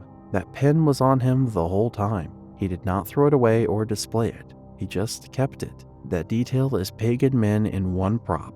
The casual retention of something that would traumatize anyone else. It is just a pin to him, the most useful thing in a room when he needs to make a point. Of course he kept it. Before I close this section of Pagan out, let me tell you about the specific quality of Pagan Min's presence as a long-form villain, and why the comparison with Voss, while understandable, is ultimately a bit misleading. Voss Montenegro appeared in specific scenes. He had the definition of insanity speech and a handful of confrontations, and then he was gone at the midpoint. He was a supernova, bright and brief and impossible to forget. Pagan Min is different. He is a gas giant. He is there the entire time, exerting gravitational pull on everything around him from a distance. He is not threatened by what you are doing. He is curious about it. He offers the occasional piece of advice that is infuriating, specifically because it is not wrong. The king in the pink suit who stabs people with pins and burns subordinates alive is also the man who has a suit made because he is concerned about AJ's many pockets. Both of these men are the same man. That duality is what Troy Baker was performing in every scene and every radio call. Baker described one moment in the recording process that stood out above everything else, which was the opening cutscene, specifically the line Pagan delivers as he is getting up to leave, the promise that he will be right back, followed by moving toward the helicopter, with the energy of a man who has every confidence that AJ will still be there when he returns. Not because he has secured AJ, and not because he has threatened him, but because Pagan Min is so completely certain of his own presence as a gravitational force that he genuinely cannot imagine AJ leaving. Why would you leave? He is here. There is Crap Rangoon. He will be right back. He was right back. He kept the promise. In this franchise, in this genre, in this medium, that kind of simple fidelity to a promise is the rarest thing there is. One last thing about Pagan Min that I think gets lost in all the discussion of how charming and how tragic and how psychologically complex he is, which is just how funny the man is. Not unintentionally funny, not accidentally funny, genuinely funny in a way that requires both great writing and great performance to pull off. The radio call about the zippered pockets is funny. The call where he muses about what AJ is actually going to do when this is all over, and whether he has thought about the realities of administering a country, is funny. The call where he expresses mild disappointment that AJ liberated a particular outpost in such a messy way, when there was a perfectly good opportunity to be elegant about it, is funny. Pagan Min, across 30 hours of radio calls, is consistently the most entertaining presence in the game. And he is entertaining not because he is performing for an audience, but because he is genuinely interested in AJ, and genuinely amused by the situation, and genuinely committed to the specific quality of charm that defines his character. Troy Baker is not doing a villain voice. He is doing a person voice. The villain is just what happened to the person. This is what makes all of it land. And then there is the pin. The golden pin that he stabs the commander with in the opening scene, and then just puts back in his pocket and carries for the entire game. The most elegant murder weapon in the franchise. No ceremony, no display, just a pin that happens to have been used to kill someone, and that Pagan Min finds useful enough to keep. That pin is the whole character. Efficient, aesthetic, unbothered, and carrying the evidence of every terrible thing it has been involved in, right there in plain sight on his person. When you can loot it off his body at the end of certain playthroughs, the game is giving you the chance to hold it yourself. The murder weapon from the first scene is in your inventory at the end of the story. Far Cry 4 understands that the best props in games are the ones that accumulate meaning across the runtime, rather than the ones that are just cool looking. The pin was always going to end up in someone's hands. The question was whose? I know I keep talking of him, but the Pagan Min ending requires walking through in detail, because it is the most carefully constructed of the game's major endings, and honestly, the most misunderstood. To reach it, you need to have made certain choices across the campaign. Specifically, you need to have engaged with enough of Pagan Min's radio calls and mission threads to have built a relationship with him that the game recognizes. The exact conditions are not explained to the player. The ending is not flagged as achievable. You just find it by playing the game in the way that Pagan Min's presence across the 30 hours has been gradually suggesting you might.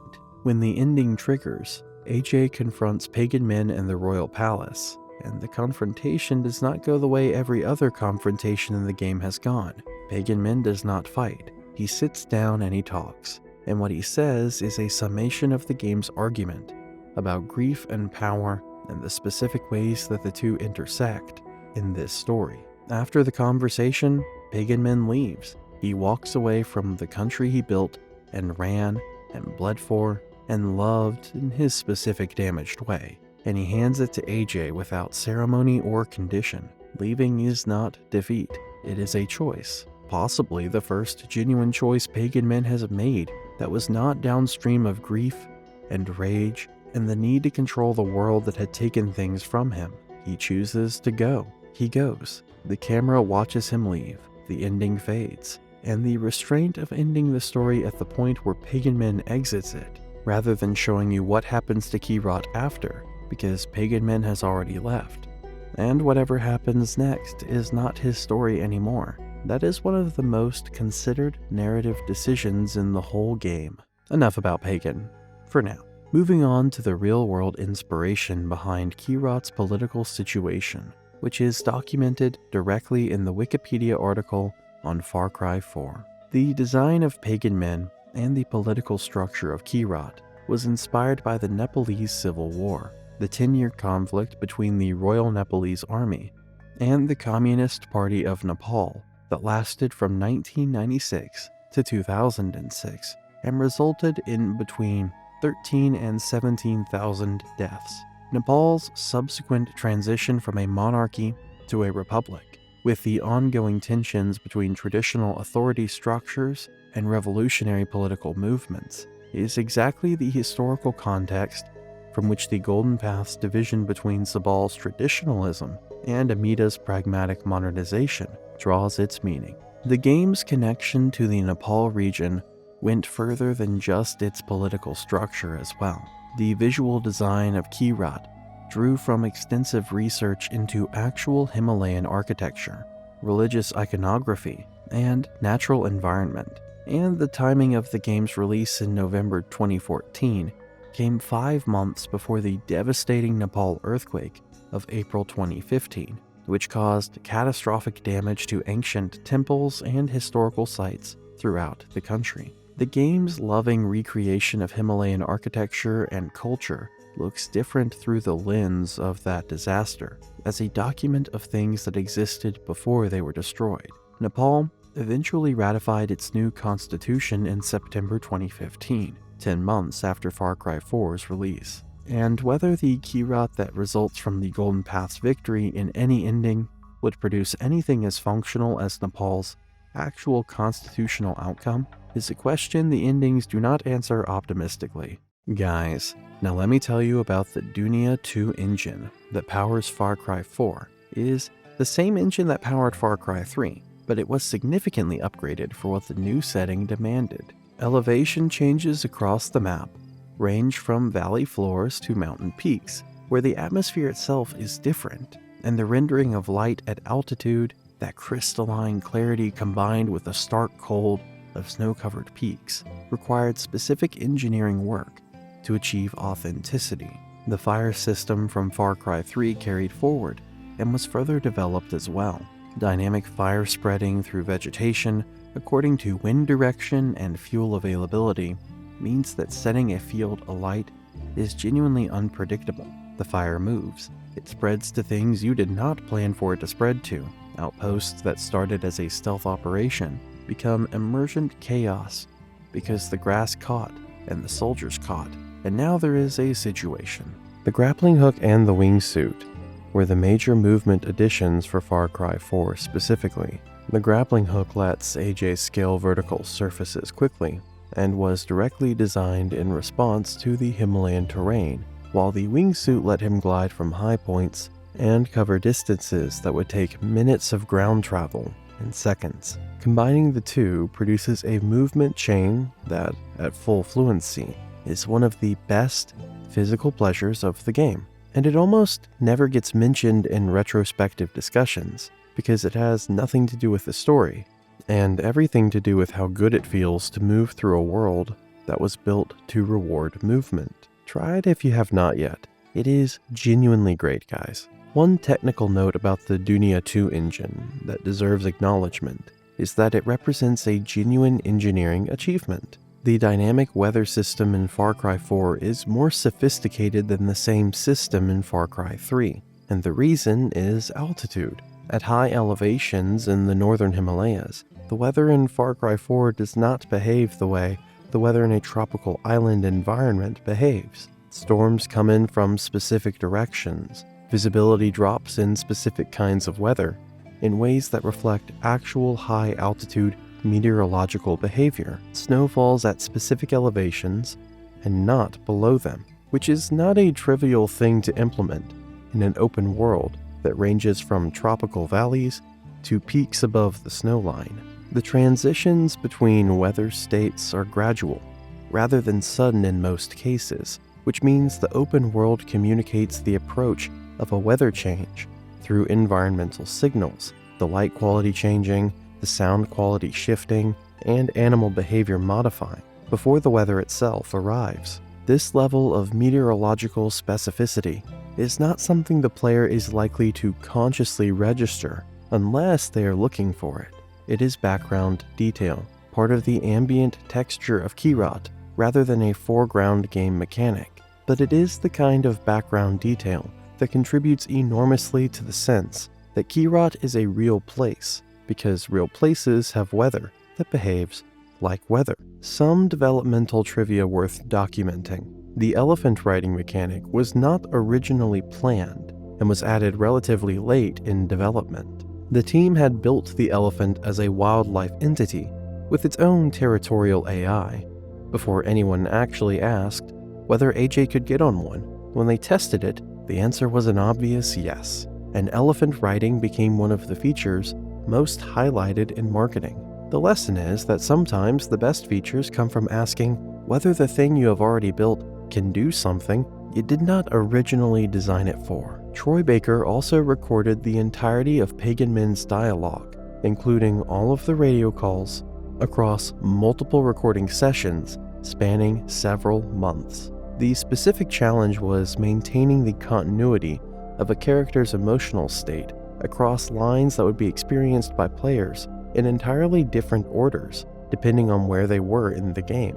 A radio call heard after a major story mission lands differently than the same call heard during open-world exploration, and Baker had to perform each call in a way that would work across every possible context. The consistency of Pagan Min's voice and emotional register across 30 hours of player time is an achievement that requires exactly that kind of deliberate craft. The cut content of Far Cry 4 is one of the richest veins of development history in the franchise. The most significant piece is Badra's reduced arc. As developer interviews suggest, she was originally supposed to have genuine agency in the resolution of the Terran Matara storyline, completely independently of which leader AJ had sided with. That version of the character would have created a whole third outcome directed by the woman at its center, rather than by the men arguing about what it should mean. That scene did not ship. The karma system was reportedly supposed to be much more consequential as well, according to community deep dives into developer comments and a GDC or Game Developer Conference presentation from the production team. The original design included visible consequences in the game world for how AJ had treated Kirati civilians across the whole campaign. High Karma Kirat was supposed to look demonstrably different from Low Karma Kirat in specific environmental and NPC behavior markers, with villagers reacting differently to AJ and settlement showing different states of visible well-being. The technical complexity of building all of that environmental differentiation was apparently what prevented it from reaching the final game. What was planned was something that would have made Far Cry 4 a different class of narrative game. A 4-player co-op mode also apparently made it far enough into development to be referenced in internal planning documents. Far Cry 4 shipped with 2-player co-op and the guest system, which were genuinely impressive for 2014, but the original vision apparently included 4-player co-op for specific mission types, creating the possibility of a full Golden Path Fire team. The complexity of balancing the game around 4 simultaneous players apparently proved too much in the development window available. Now, let me tell you about the marketing campaign for Far Cry 4. Before launch, it was interesting in how it balanced the promise of the game's serious political ambitions with the spectacle of its gameplay. The announcement trailer focused almost entirely on Pagan Min, using the opening scene's energy to establish that this was a franchise entry defined by its villain, and the marketing correctly identified that Pagan Min was the game's most compelling selling point, and led with him consistently. There was a pre-release controversy about the cover art as well, where the image was read by some commentators as depicting a person of color being held in a subservient position by a lighter-skinned character, which misread Pagan Min's ethnicity, but generated a genuine discussion about representation in game marketing. The E3 2014 presentation generated significant coverage for the gyrocopter reveal and the co-op guest system announcement, and in a year when several major games shipped in states significantly worse than their promotional material suggested, Far Cry 4 shipping as advertised was itself a noteworthy achievement. The commercial performance of Far Cry 4 is worth documenting. The game sold 2.5 million copies in its first week and went on to strong overall sales, making it one of the commercially strongest games of 2014. Metacritic aggregated reviews in the mid to high 80s across platforms. Far Cry 4 launched in November 2014 alongside Dragon Age Inquisition, in a year that also included Middle-earth: Shadow of Mordor, Alien Isolation, Bayonetta 2, Destiny, The Evil Within, and Sunset Overdrive. The PlayStation 4 and Xbox One were both in their first full calendar year on the market, so publishers were fighting hard for the attention of players who had just invested in new hardware. In that extremely competitive context, Far Cry 4 sold 2.5 million copies in its first week and generated BAFTA nominations in several categories. That is a strong performance by any standard. The legacy of Far Cry 4 across the decade since its release has shifted consistently in the game's favor as well. Far Cry 5, Far Cry 6, and Far Cry New Dawn have provided a different frame of reference than Far Cry 3, and with those games as the comparison, Far Cry 4 looks like one of the two strongest entries in the franchise, rather than a slightly disappointing follow-up. Context matters a lot for how games are remembered, and Far Cry 4's context improved significantly in the decade after it shipped.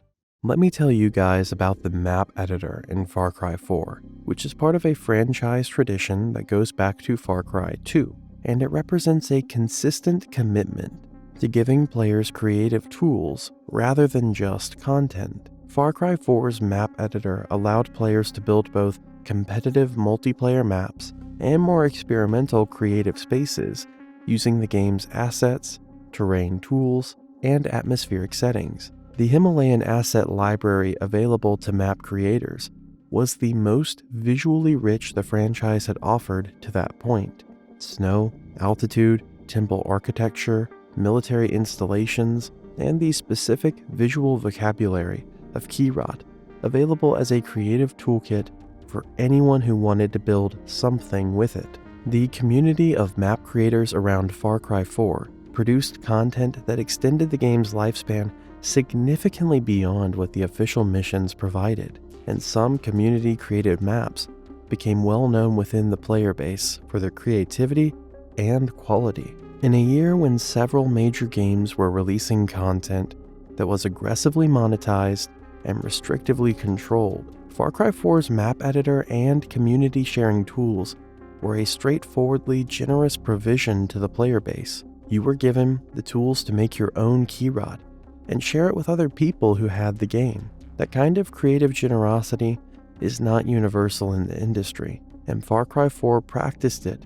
without making a major marketing point out of it, which is arguably the most generous way to practice it. Now, moving on to the character of Darpon, AJ's Golden Path contact on the bus, who is killed in the opening, is voiced by Sean Ahmed, and his brief screen time establishes the moral stakes of the game immediately and personally. He is the first person in Kirat who is on AJ's side.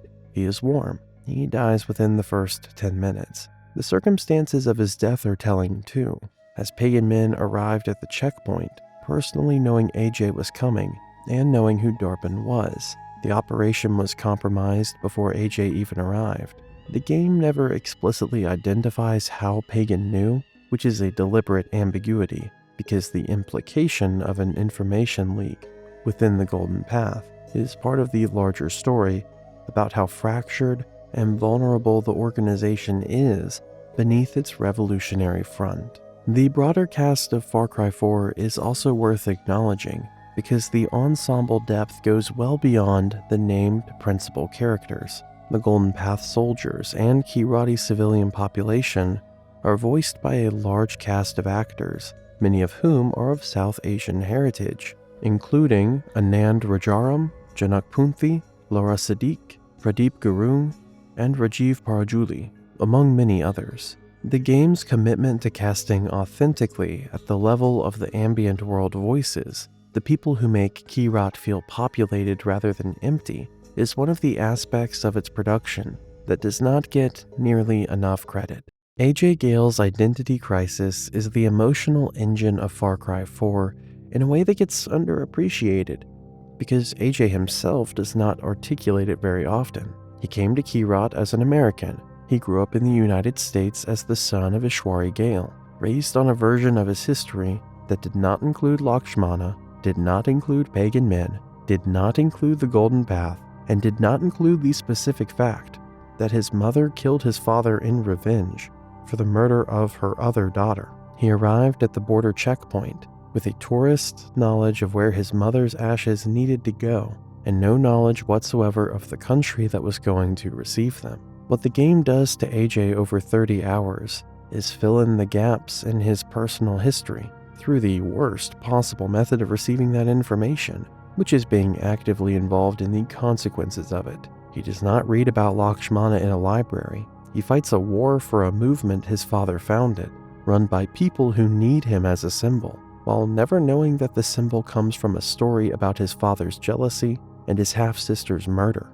Every conversation AJ has in Kyrat is a conversation about his history, without either party having the full picture. That structural irony, the protagonist as the last person to understand the story he is living inside, is what makes AJ's passivity thematically appropriate, rather than just a characterization failure. He is a diaspora member returning to a country he left as a child, finding it transformed by history he was not present for, and having to construct his relationship to it to form fragments. If you ask me, that is actually a really compelling protagonist situation.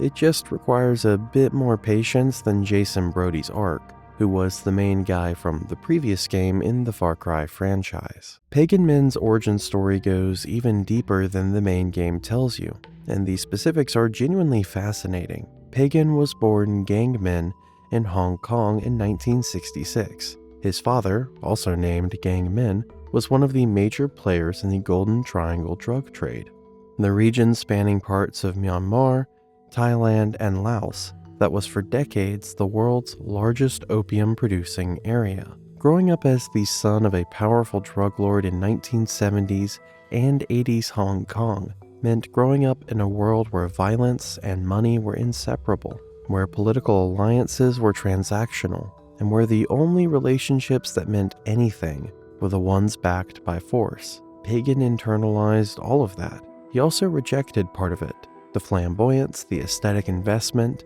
the specific quality of vanity that makes him distinctive.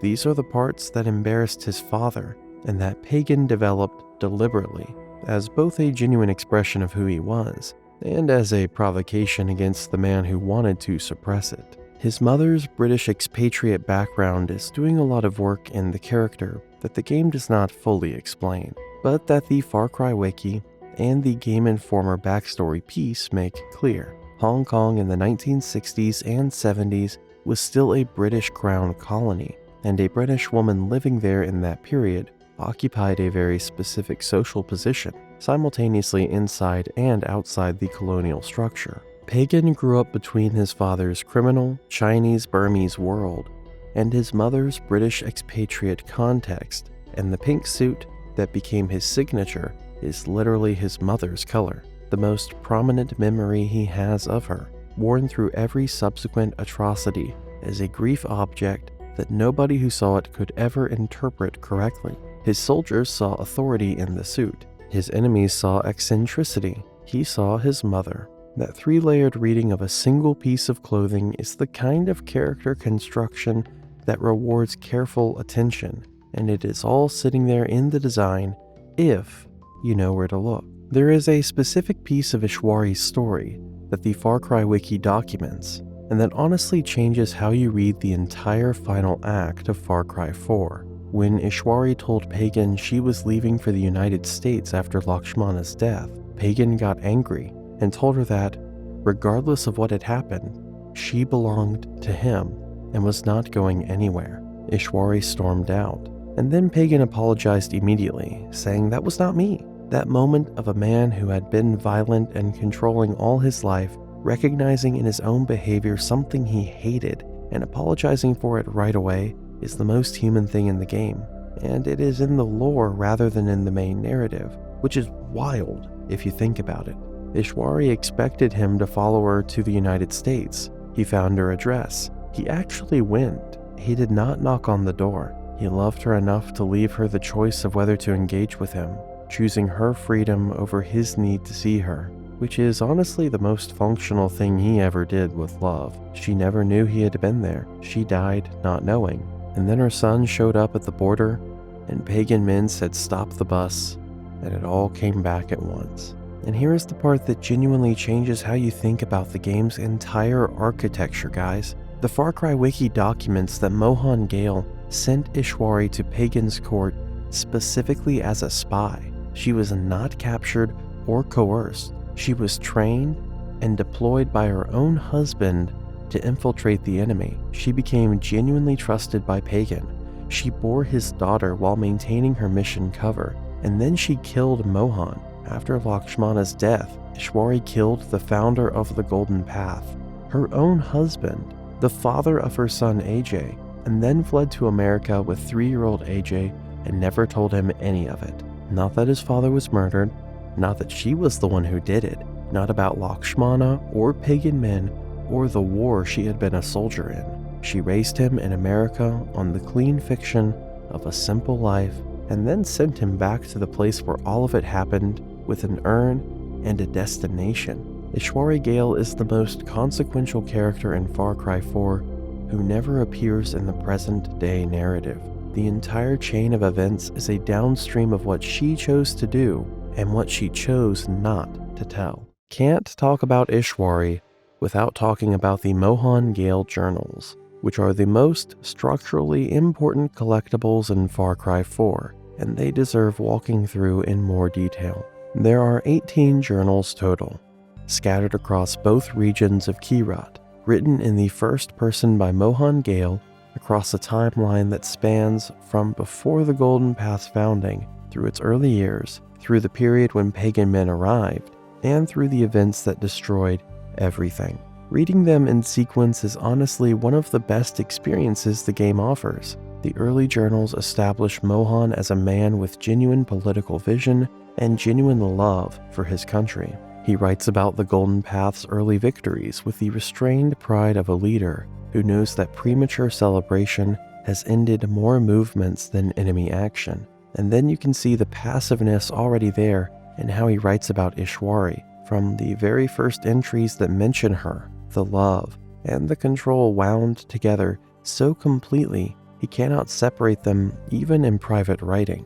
The reader can see what Mohan cannot. The final journals are the ones that are hardest to read. Mohan writing about Lakshmana and about what he does to her, in his own voice with his own justifications, is genuinely disturbing content.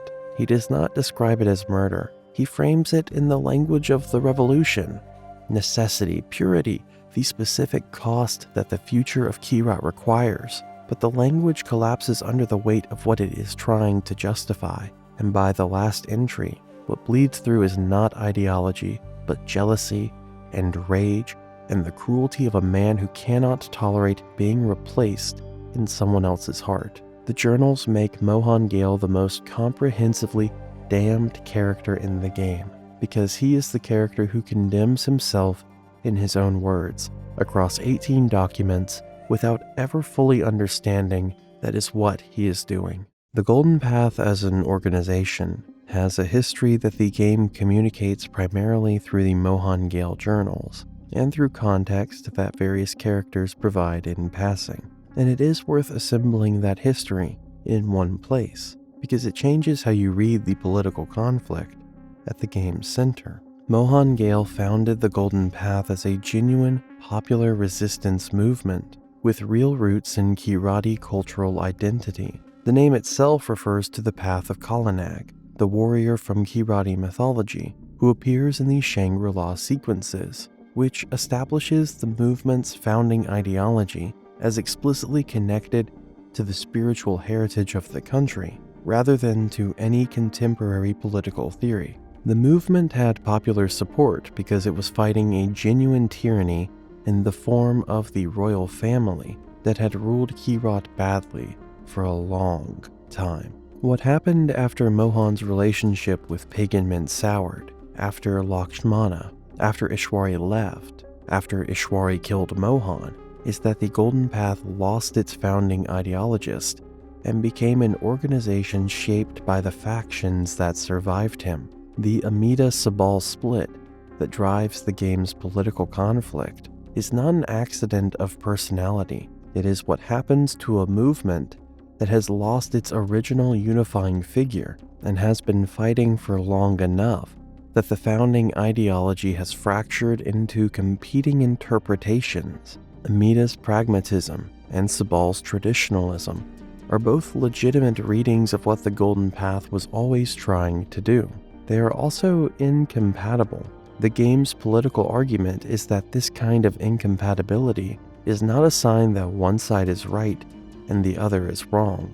It is a sign that the movement has become too large and too contested to be held together by any single vision. That is what happens to revolutions when they succeed, and Far Cry 4 knows this. What Willis Huntley's appearance in Far Cry 4 does, beyond fan service, is establish that the transformation stories the Far Cry franchise keeps telling, the outsider and the extreme environment narrative, are from a certain institutional perspective, just a series of assets in a series of crises. Jason Brody's arc, his tattoos, his corruption, and his return home changed forever is literally a sentence in Willis's mouth. AJ Gale's arc will also eventually be a sentence in someone's mouth. The game is telling you that the extraordinary personal experiences it generates have a scale at which they simply do not matter, and that scale is the one at which institutions operate. Willis is the franchise's most honest character, because he is the one who cannot help telling you this. He is not doing it to be cruel. He genuinely does not see what is cruel about it. The absence of awareness is horror. Yuma Lau deserves more space than the supporting character section gives her, because she is one of the most thematically important characters in Far Cry 4. She is Pagan's adopted sister, not biological, adopted, from the criminal world they both grew up in. Someone who followed him from Hong Kong to Kirat because Pagan was the most alive person she had ever encountered, and she could not imagine being anywhere he was not.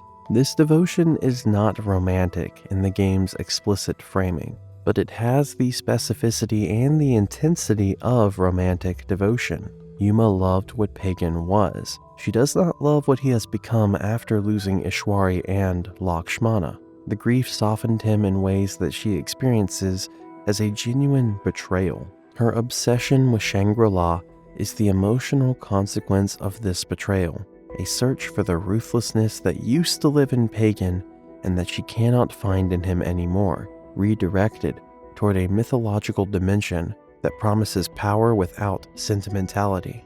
Gwendolyn Yao, a Canadian actress of Chinese Singaporean descent with a long history in animation and game voice acting, gives Yuma a coiled and dangerous energy in every scene she is in, and the final confrontation with her inside a Shangri-La hallucination that she induces is the game at its most visually ambitious in the main campaign.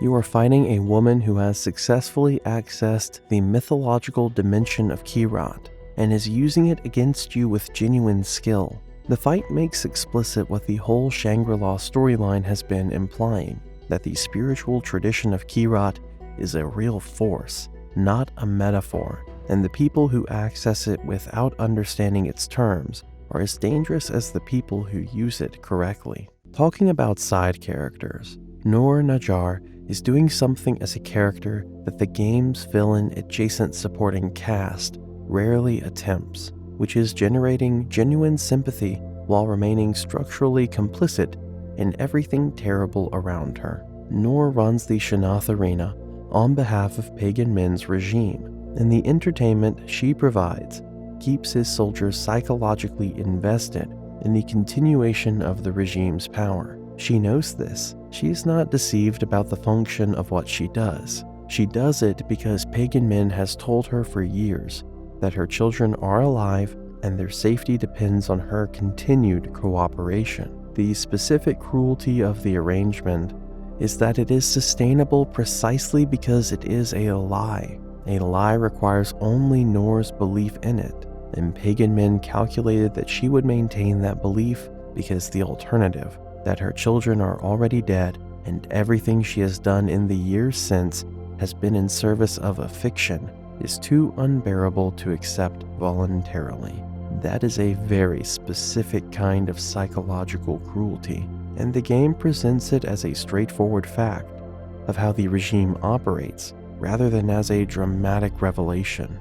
The moment when Nor learns the truth is one of the most quietly devastating in the game. How it plays out depends on whether you told her yourself or whether the arena killed her first. But in both versions, she does not rage or beg. She simply knows, finally, and the knowing ends her. Malene Din Robic brings a quality of controlled devastation to those final moments that makes Nor feel like a real person rather than a plot point. The Far Cry franchise does not always achieve that with its supporting characters. It achieves it with Nor completely. Now let's talk about the Nor missions in the main story, which are structured in a really interesting way, because the game is making you complicit in something before you fully understand what that something is. You can do the Shanath Arena to deal with Nor as part of the Golden Path's objective list, but the game gives you the option of confronting her with the truth about her children before the arena does the job for you. And if you tell her yourself, you get to see the specific quality of what that knowledge does to a person in real time, which is not dramatic. It is just quiet. It is just the specific silence of someone whose entire reason for doing what they have been doing has been removed without replacement.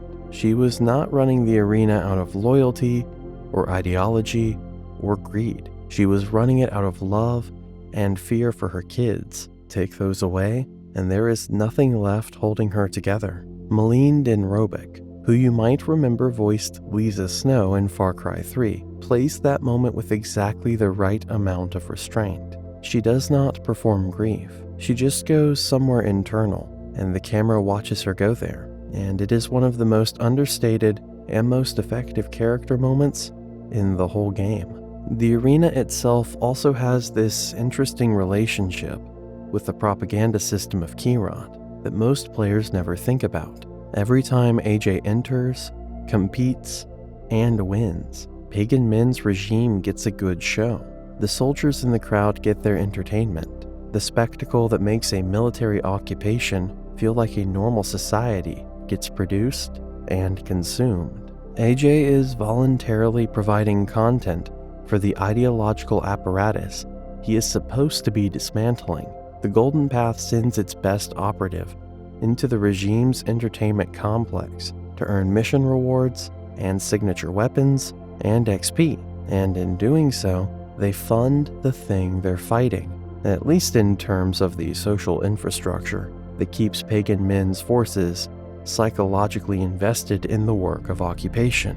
The irony is in the game. The game does not underline it. The arena is fun and the rewards are good, and most players just enjoy it as content, which is also completely valid. Both layers of the thing can coexist. That is Far Cry 4 operating at its best. The Paul Deplore missions form the most structurally coherent mission chain in the game outside of the main story. Paul Harmon, Deplore being the professional name he adopted in service of Pagan Min's regime, runs the interrogation and intelligence infrastructure that keeps political prisoners in the Rajgad Gulag and maintains surveillance over the Golden Path's operations. The missions that involve him ask AJ to dismantle that infrastructure piece by piece, and each mission reveals another layer of how efficiently and how inhumanely the system operates. Paul is not dramatic about what he does.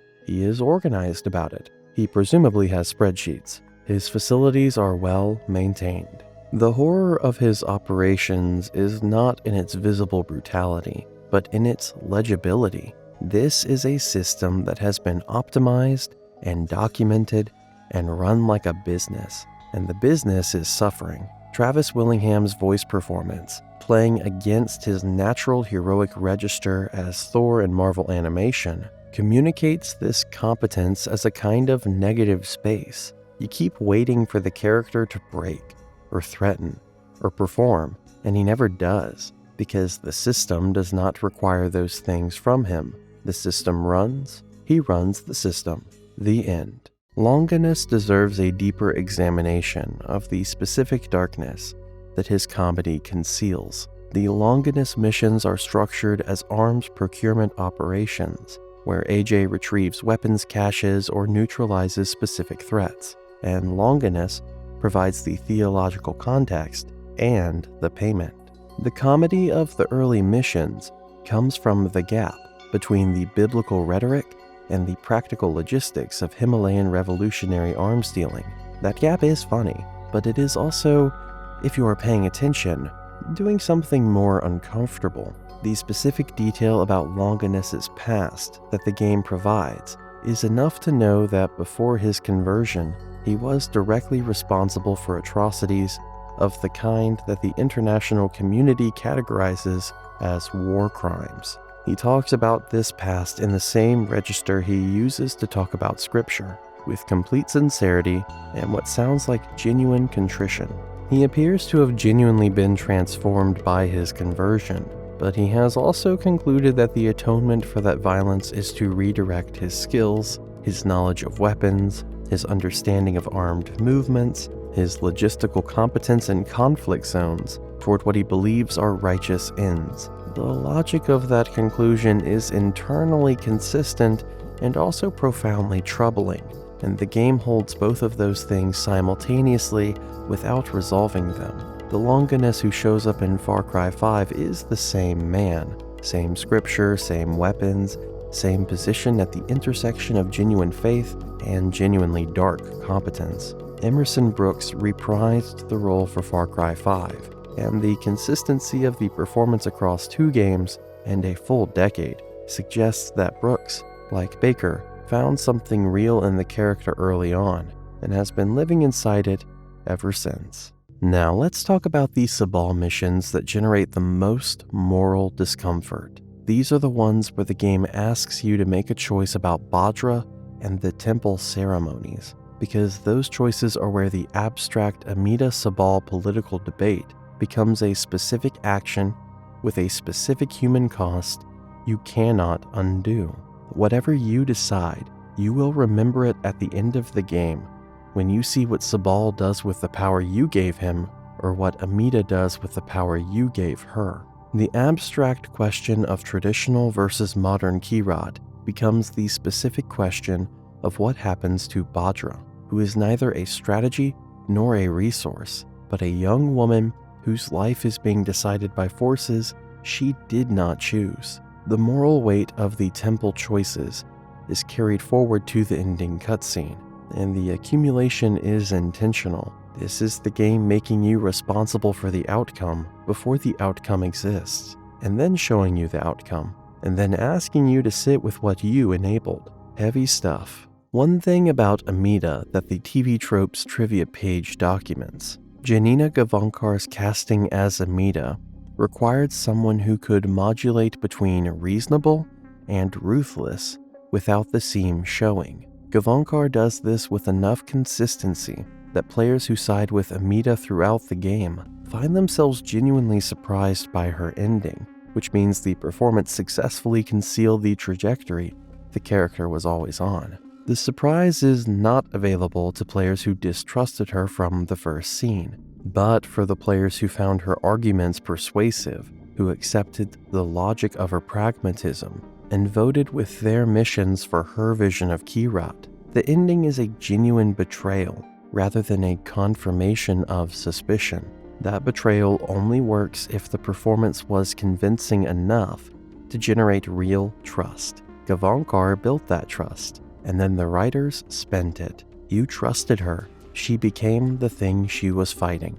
you enabled it. That is the immediate ending working exactly as designed. Something I want to talk about that almost never comes up in Far Cry 4 discussions is how the game handles the Herc and AJ dynamic as a piece of character contrast. These are two Americans in Kyrat for completely different reasons, and when they end up in missions together, it creates this interesting tonal friction that the game uses well. Herc has no idea what is actually happening in Kyrat politically. He is not there for the revolution. He is there for family artifacts and rocket launchers, in roughly that order, and his cheerful ignorance of the actual stakes of the conflict that is happening around him is funny, but it is also a specific kind of commentary. Herc is the most American character in the game, in the sense that he arrived in a country at war, immediately started making it about his personal goals, and is having a great time.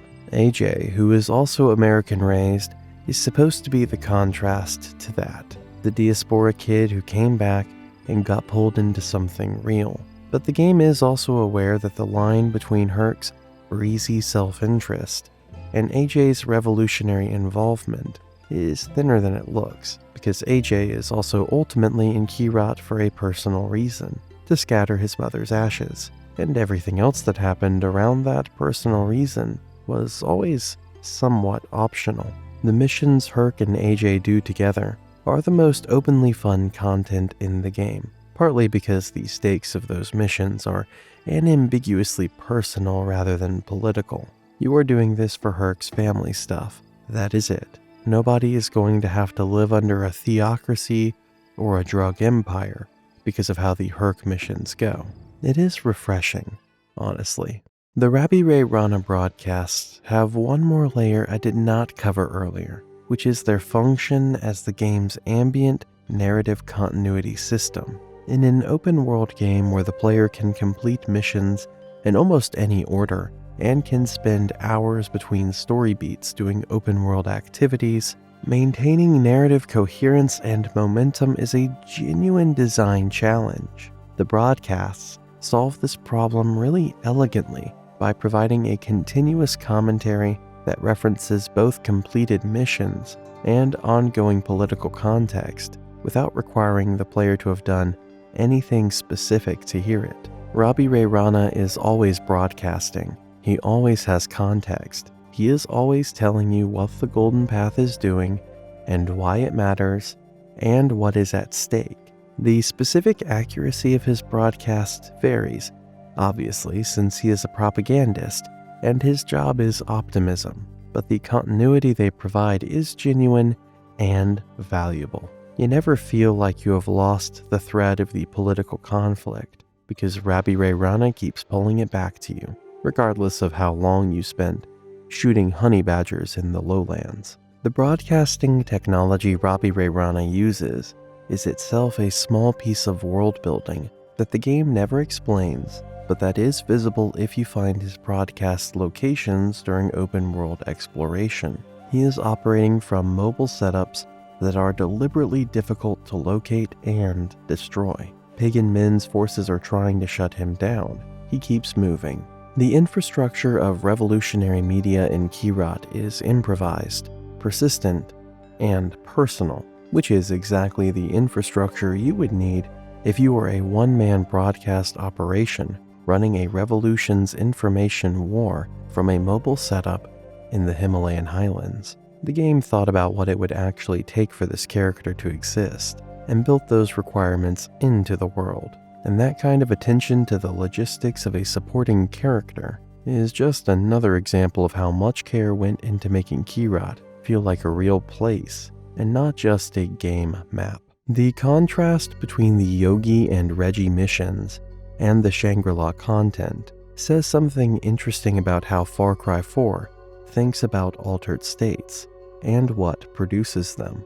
The Shangri-La sequences are triggered by genuine spiritual artifacts and produce an ordered, internally consistent mythological experience. The rules of Shangri-La follow the rules of Kirati spiritual tradition. The demons follow logic, the white tiger follows logic, and the whole dimension has an internal grammar. The Yogi and Reggie missions, on the other hand, produce situations that spiral wildly beyond anything they planned. Flaming boars, trucks falling from the sky.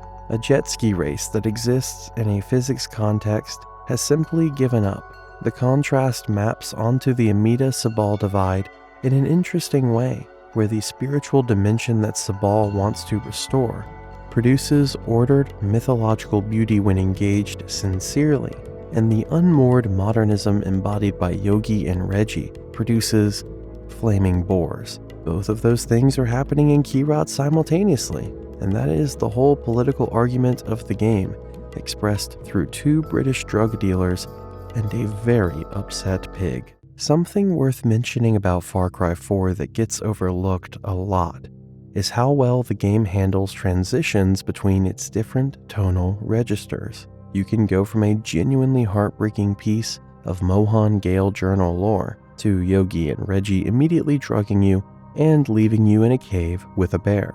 And the game does not apologize for either of those experiences or try to smooth over the gap between them. It just trusts that you can hold both of those things in your head at the same time, because that is what Kirat requires of you. That tonal flexibility is actually one of the harder things to pull off in a long-form game, because most games pick a register and stick to it. They are either consistently dark or consistently light, and the moments that fall outside that register feel jarring. Far Cry 4 is genuinely both things at once, and it earns that through commitment. The dark things are genuinely dark, and the funny things are genuinely funny, and neither one undercuts the other because both are grounded in the same consistent logic of what Kirat is and what it does to the people inside it. The Yogi and Reggie missions are the clearest example of this. They are completely absurd. They involve AJ waking up in increasingly bizarre situations with no memory of how he got there and no equipment to help him get out. And they are consistently hilarious in the specific way that commitment to a stupid premise is always hilarious. But they are also, if you know the full backstory of who Yogi and Reggie are and how they ended up in Kirat, and whose intelligence operation they are unwittingly supporting, a slightly darker joke than they first appear to be. These two guys are not just chaotic stoners. They are chaotic stoners who got mixed up with Pagan Min's intelligence apparatus and now cannot leave. And every time they drug AJ, it is because they are panicking about the situation they are in. And AJ is the most capable person they have access to, and they have no better ideas. The comedy and the context sit together, and neither one cancels the other out. That is Far Cry 4 operating exactly as designed, and it is one of the reasons the game holds up so well to replay, because every time you come back to it, you catch a new layer of something that was always there. The geography of Kirat is worth examining as a design document in itself, because the decisions the team made about where to put things and why tell you a lot about how they thought about the game's thematic architecture. Kirat is divided into two main regions by the Kira's Gate checkpoint, which functions as both a literal gate between north and south and a narrative gate between the first and second halves of the game. The southern region, lowland Kirat, is where the game begins. It is greener, more temperate, more populated, and more agricultural. The temples are here. The farming communities are here. The cultural infrastructure of Kirat, the things that Sabal wants to protect and that Amida wants to repurpose, is here. The northern region, the Himalayas proper, is where the regime's most significant military installations are concentrated, and where Pagan Min's personal stronghold sits. It is colder, more austere, more vertical. The Royal Guard, a better equipped and more professionally trained force than the standard Kirat militia, patrols here. The fortresses are here. The landscape itself becomes an adversary in the north in ways the south never quite is. Navigating the northern Himalayas without a gyrocopter or a developed wingsuit proficiency is a genuinely difficult experience from navigating the southern lowlands. and the terrain is doing the work of communicating that you have moved into a different kind of conflict in a different kind of place. The map is the story. The story is in the map. That is good open world design. The Far Cry 4 world design philosophy can be understood through two words: alluring and repulsive, which are actually the game's own design brief for Kyrat. They describe a world that seduces you and does something terrible to you at the same time. The beauty of the landscape is inseparable from the danger within it. Far Cry 4 built a world where every beautiful thing is also a threat, and every dangerous thing is also beautiful. And the cognitive dissonance of navigating that world is part of what makes the 30 hours feel worth spending. The attention to Kirati religious architecture in the open world is one of the aspects of the game's world design that has received the most praise from people with knowledge of the real regional context. The temples, the prayer flags, the stupas, the carved stone iconography, all of it was built from research into real Himalayan religious culture, rather than from a generic Eastern fantasy template. Kyrat feels like a place that exists on a map that extends beyond the game's borders. That is the highest praise you can give a game world, and Far Cry 4's Kyrat genuinely earned it. The way Far Cry 4 uses verticality as a storytelling device almost never gets discussed in retrospectives, and it deserves at least a moment. The low points of the map, the valley floors, the river crossings, and the agricultural lowlands of the south are where ordinary life happens, where people live and work, and where the conflict is most visibly disrupting things that were not built for conflict. The mid-elevations are where the outposts and the military infrastructure are concentrated, the contested zone where the war is actively being fought.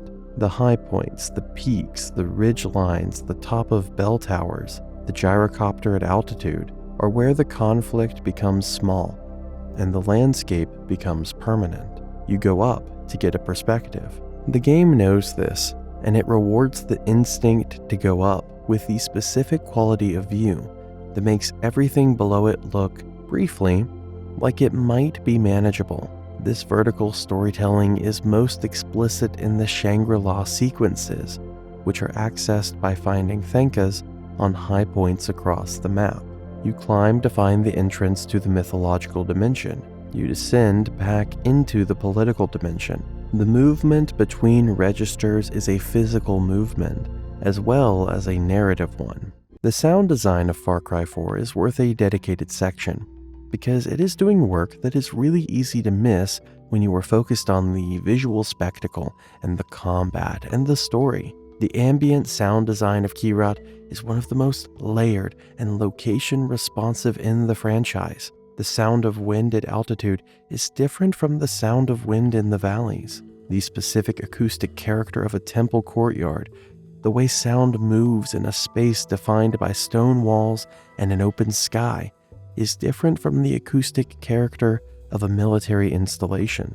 The game's sound team spent time in Nepal and Bhutan gathering field recordings, and those recordings form the base layer of Kyrat's ambient audio. The Manny wheels have their own sound too, the specific metallic ring of a prayer wheel spinning that carries a different acoustic quality from anything else in the game.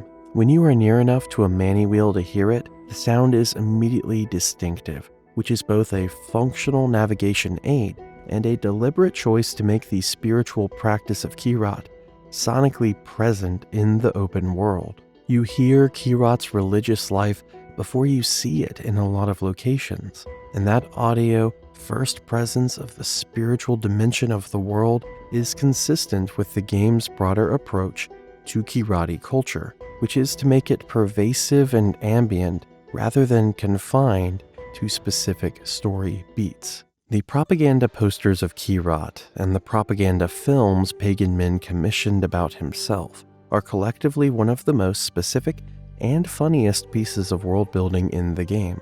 The posters are everywhere, presenting pagan Min as a visionary modernizer and devoted father of the nation, and the visual language is drawn accurately from real authoritarian propaganda aesthetics. The heroic angles, the inspirational color palette, the imagery of productive industry and collective purpose. The pastiche is accurate enough to be genuinely funny because the gap between the imagery and the ground-level reality AJ is living in is enormous and obvious.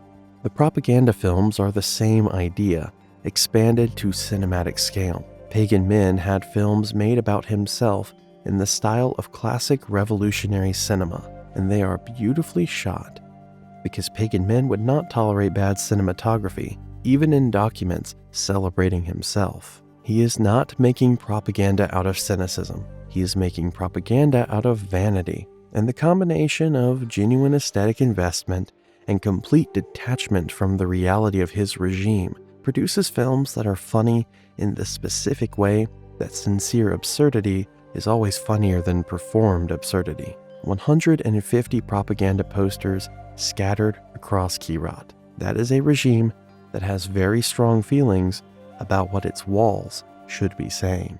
Did you know that Far Cry 4 also contains a very specific nod to South Asian cinema? In the propaganda films Pagan Min commissioned about himself, the cinematographic style of those films shifts noticeably into a visual register that references specific Bollywood production aesthetics from the 1980s. The lighting choices, the camera angles that hold slightly longer than Western action cinema would, and the specific quality of the color grading. That is not accidental. The propaganda films were designed by a team that understood the visual language of the region the game was set in, and the decision to have Pagan Min's self-aggrandizing films reference a specific South Asian cinematic tradition rather than defaulting to Soviet-style propaganda aesthetics is the kind of culturally specific choice that elevates the world building from competent to genuinely considered. Pagan Min, who grew up moving between Hong Kong criminal culture and British colonial aesthetics, and who ended up ruling a Himalayan kingdom, would absolutely commission films that draw on all of those influences simultaneously. The propaganda films are fusion documents, in the same way that Crab Rangoon is fusion food. And if you look at them with that in mind, they are doing a lot more work than they first appear to be. The game also contains a set of newspaper collectibles scattered around the world that document the history of Kyrat from a journalistic perspective, rather than from the perspectives of either the regime or the revolution.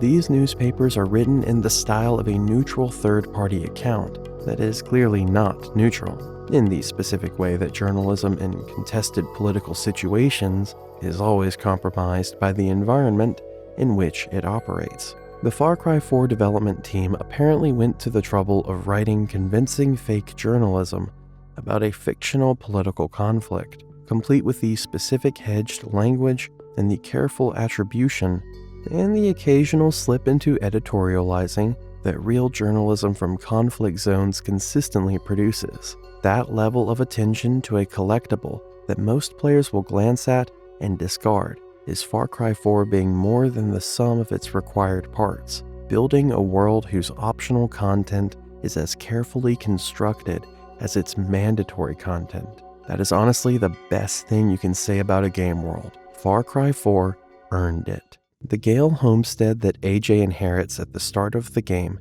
is a piece of world building that most players engage with for practical reasons, without fully registering its symbolic weight. The homestead was Mohan Gale's home. It is the physical remnant of the man who founded the Golden Path, murdered his own stepdaughter, sent his wife to spy on his enemies, and watched her fall in love with them, and who was eventually killed by her for what he did. AJ arrives and just takes possession of the property of the most consequential and most destructive man in Kyrat's recent history. The homestead can be upgraded over the course of the game. You can make it more functional, more defensible, more comfortable, essentially improving the infrastructure of a murdered revolutionary's legacy. Yogi and Reggie set up their tent just up the hill from the homestead, after being evicted from it early in the game, which means every time you approach your base of operations, you are walking past 2 British conmen who want to drug you. That is the Far Cry 4 open world experience, summarized. Really, you inherit the home of a complex and destructive legacy, try to do something constructive with it, and the British drug dealers are outside. The homestead is also the hub for pagan men's radio propaganda to be heard, which means the building that represents Mohan Gale's legacy is also the place from which pagan men's propaganda reaches AJ most consistently later on. The man Mohan used and then betrayed is calling the phone at Mohan's house. The geometry of the situation is quite something, honestly. Far Cry 4 is also doing something interesting with the open world tower climbing formula that the franchise inherited from Assassin's Creed, and that became a shorthand for a certain kind of open world design in the early 2010s. In Kyrat, the bell towers are not just map reveal tools, they are sacred objects. They are the physical locations from which the spiritual tradition of the Kirati people has historically called the community together. Climbing them and synchronizing them is literally desecrating a sacred practice for logistical purposes. The game does not address this directly. It does not ask you to feel bad about it, but the detail is there in the fiction if you are paying attention. Also, the specific moment when you synchronize the last bell tower in either region, and the Golden Path's radio broadcast acknowledges the shift in territorial control, is one of those game feel moments that is very hard to engineer, and that Far Cry 4 consistently delivers. Rabbi Ray Rana calling the liberation from his broadcast booth somewhere in the mountains, his specific quality of absolute confidence that this was always going to happen. The noise of soldiers reacting in newly liberated outposts, the map changing color, all of it landing simultaneously, is a feedback loop that made the liberation of 60+ outposts feel rewarding at the final step in a way that the previous 59 had been building toward. That is excellent game design hiding in what looks like a task list. The specific way Far Cry 4 uses animal attacks on the player character is a design philosophy statement, because the game makes no distinction between animals that should theoretically be on your side and animals that are definitely not. The white tiger, which is the sacred animal of Kirati mythology, and the companion of Kalanag in the Shangri-La sequences, will attack AJ in the open world without hesitation if he wanders onto its territory without the correct syringe active. The sacred does not recognize you. The sacred is indifferent to your credentials. The spiritual tradition that Sabal wants to restore, and that the Shangri-La missions glorify, is the same tradition that will have a 600-pound predator remove you from the map if you approach it without appropriate preparation. That consistency between the mythological register and the ecological register is one of the ways Far Cry 4 earns its world. The white tiger is sacred. The white tiger is also an apex predator. Both of those things are true simultaneously, and the game never hedges on either one. The bear encounters in the Northern Highlands operate on a similar logic. Bears in the real Himalayan ecosystem are among the most dangerous animals a person can encounter because they are large enough to be lethal, fast enough to close the distance before a person can react, and motivated by territory and food rather than any calculus that a human can influence through behavior. The Far Cry 4 bear AI captures this quality of danger better than most games manage with large animal adversaries. The bear does not circle you and look for an opening the way a human enemy does. It charges. It commits. And the specific movement of a bear charging at close range in first person, with the sound design and the camera movement the game uses for that specific encounter, is one of the most effectively terrifying things Far Cry 4 produces in the open world. You hear it coming, you have a moment. The moment is shorter than you think. Kyrat does not slow down for you. Discussing animals.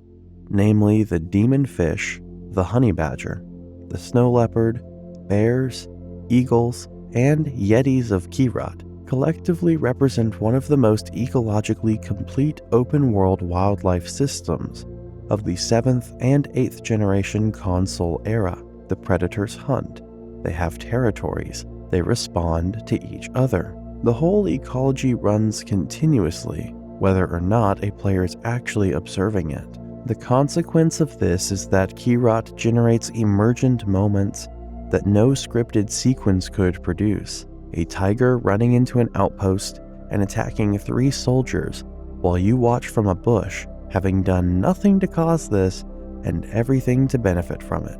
The system producing a gift. A honey badger joining a firefight you started and then attacking you instead of helping is the system producing attacks. The world has its own agenda. That agenda does not have your interests in mind. That is the most Far Cry thing about Far Cry 4's open world. The Kirat Fashion Week hunting missions, run by Mumu Chiffon, deserve a special mention. Mumu Chiffon is a fashion designer who wants endangered animal skins for luxury goods, and who treats AJ as a procurement specialist in a tone that is completely disconnected from the civil war happening around her. Her missions are written as a satire of the luxury fashion industry's relationship to endangered species, and they work because the game does not underline the joke at all. Mumu Chiffon talks about her designs with the same earnestness that Longinus talks about scripture, and the Honey Badger mission specifically has Mumu reference the viral Honey Badger internet video, noting that honey badgers do not give a shit. The Far Cry 4 team watched the same internet videos the rest of us watched in 2011, and they put them in the game. That's a good shout. The karma system in Far Cry 4 is one of the more interesting design experiments in the game, and also one of the least remembered, helping civilians being harassed, freeing hostages, and defending people under attack. All build karma and unlock better resources and support from the Golden Path. Attacking civilians reduces it. The system is essentially saying that AJ's reputation among the people of Kirat is something he has to earn and maintain, and that the revolution's legitimacy depends on behavior as much as it does on military victory. The limitation is that the karma system is not integrated deeply enough into the main narrative for its implications to land at the story level. The missions proceed on their own track regardless of your karma, and the rewards for high karma are mechanical rather than narrative. There is no scene where the political future of Kirat depends on how AJ treated a village 6 missions ago.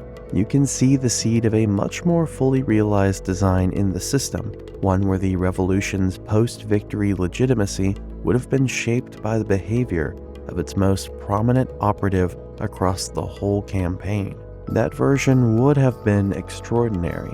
What's shipped is an interesting system that does not quite close the loop it opened, which is the honest review. I still like the karma system though. I just wish it had gone further. The skill tree structure of Far Cry 4 is built around the tiger and elephant paths, and this design choice is thematically richer than it first looks. The tiger path makes AJ faster, more lethal, and more capable of direct offensive combat. The elephant path improves survivability, support systems, and endurance. In Kirati mythology, tigers are associated with speed, aggression, and burning spiritual intensity, the kind of warrior energy that consumes, while elephants are associated with endurance, wisdom, and memory, the force that does not hurry because it will arrive regardless. Build toward the tiger, and you are making AJ into the kind of operative Amida wants. Fast, effective, disposable if necessary. Build toward the elephant, and you are making AJ into the kind of warrior Sabal imagines, durable, and connected to the land. The Tatao system in Far Cry 3 made Jason's transformation visible on his body, with every upgrade adding ink, so he carried the record of what he became. Far Cry 4 does not have an equivalent, and the loss of that embodied progression is one of the specific ways Far Cry 4 did not quite replicate what made Far Cry 3's character work so complete. The skill progression in Far Cry 4 is worth one more look in the context of what it teaches the player about the game's systems over a full playthrough. The early game with limited skills is genuinely constrained in ways that make the open world feel more dangerous than it becomes later. Outposts that become routine later require real patience and planning early on, when AJ cannot take many hits and cannot carry much ammunition. The crafting system that gradually expands AJ's carrying capacity is not just a resource management game. It is the physical manifestation of AJ becoming more prepared for what Keyrat requires of him. You are not just upgrading a number on a screen. You are watching a person acquire the tools they need to survive in a specific hostile environment, and the tools are made from the environment itself. The Tiger skills in the late game enable approaches that the early game makes impossible. Chain takedowns, outpost rushes, and the ability to cover ground between engagements faster than their patrol routes can respond.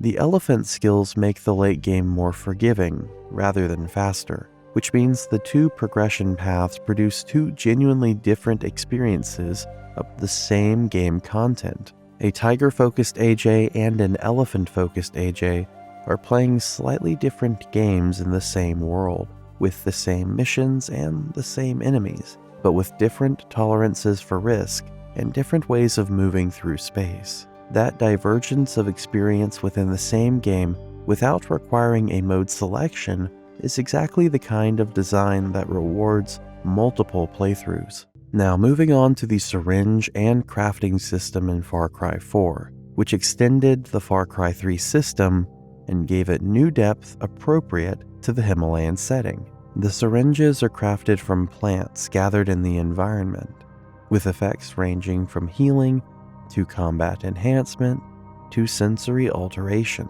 The syringe that grants AJ enhanced perception is described within the game's world as something close to a warrior's enhancement drawn from Kirati herbal tradition, connecting it to the Shangri-La mythology and to Kalanag's warrior heritage. You are not just taking a speed boost, you are within the fiction partaking in a tradition that the warriors of Kirat's past would recognize. Whether AJ understands that, or is just taking the herbs because they make him better in a fight, is part of the ambiguity about how much of Kirat he has actually absorbed versus how much he is just using as a toolkit.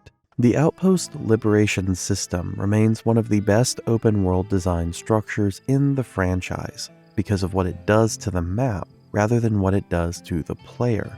Every Outpost Liberation changes the travel and resource infrastructure of the surrounding area. Fast travel points, new shops, and patrol patterns that reflect the shift in territorial control.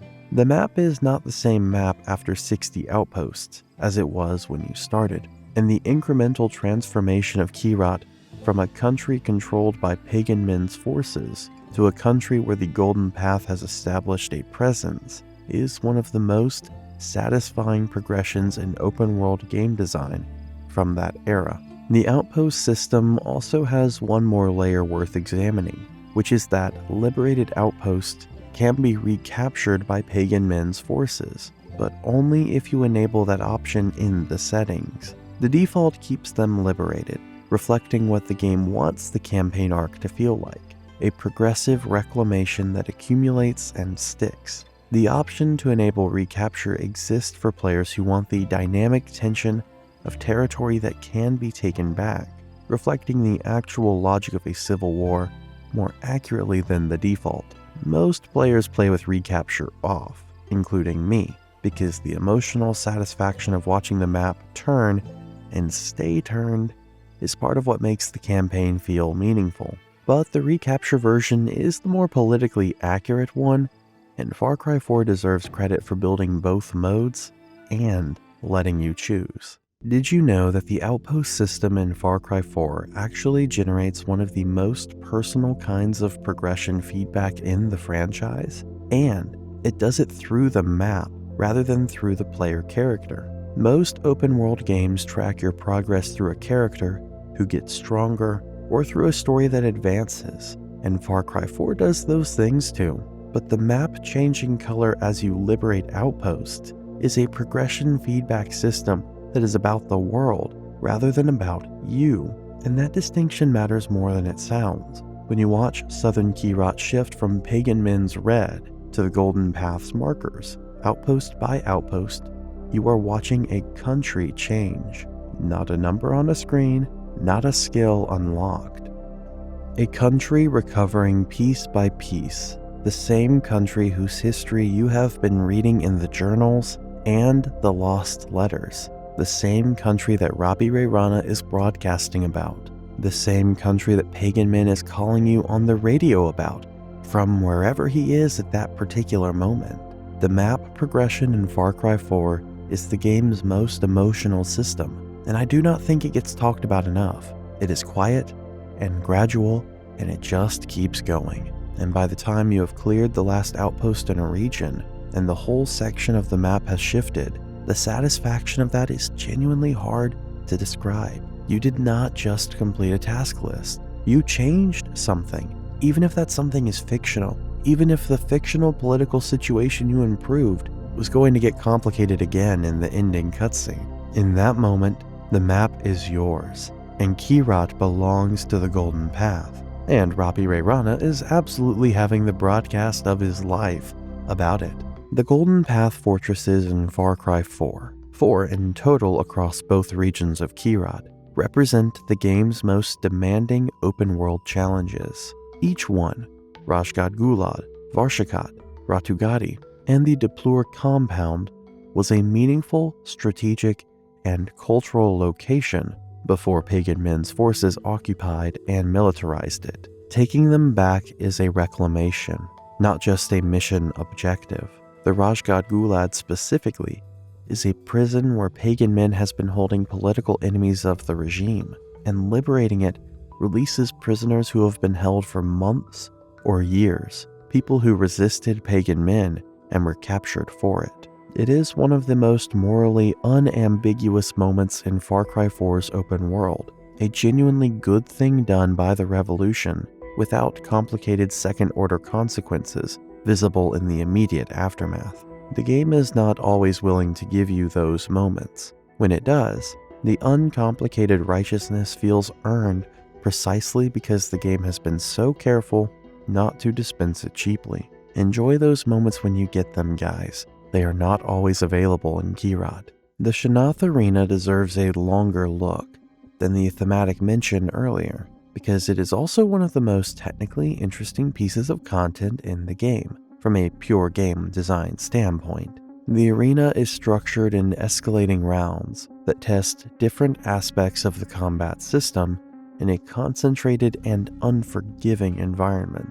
Early rounds ask you to survive waves of standard soldiers. Middle rounds introduce animals, bears, tigers, and honey badgers that change the dynamic unpredictability because they do not distinguish between you and the soldiers. Late rounds combine both, which means you are managing a three-way conflict between yourself, enemy soldiers, and apex predators in an enclosed space. The Shanath Grandmaster challenges, which are the hardest content the game offers in structured form, place AJ against the most dangerous combinations of enemies and animals with no respawn and escalating pressure. Clearing the Grandmaster challenges requires genuine mastery of the combat system, not just the ability to aim and shoot, but the ability to manage space, prioritize targets, use syringes at the right moment,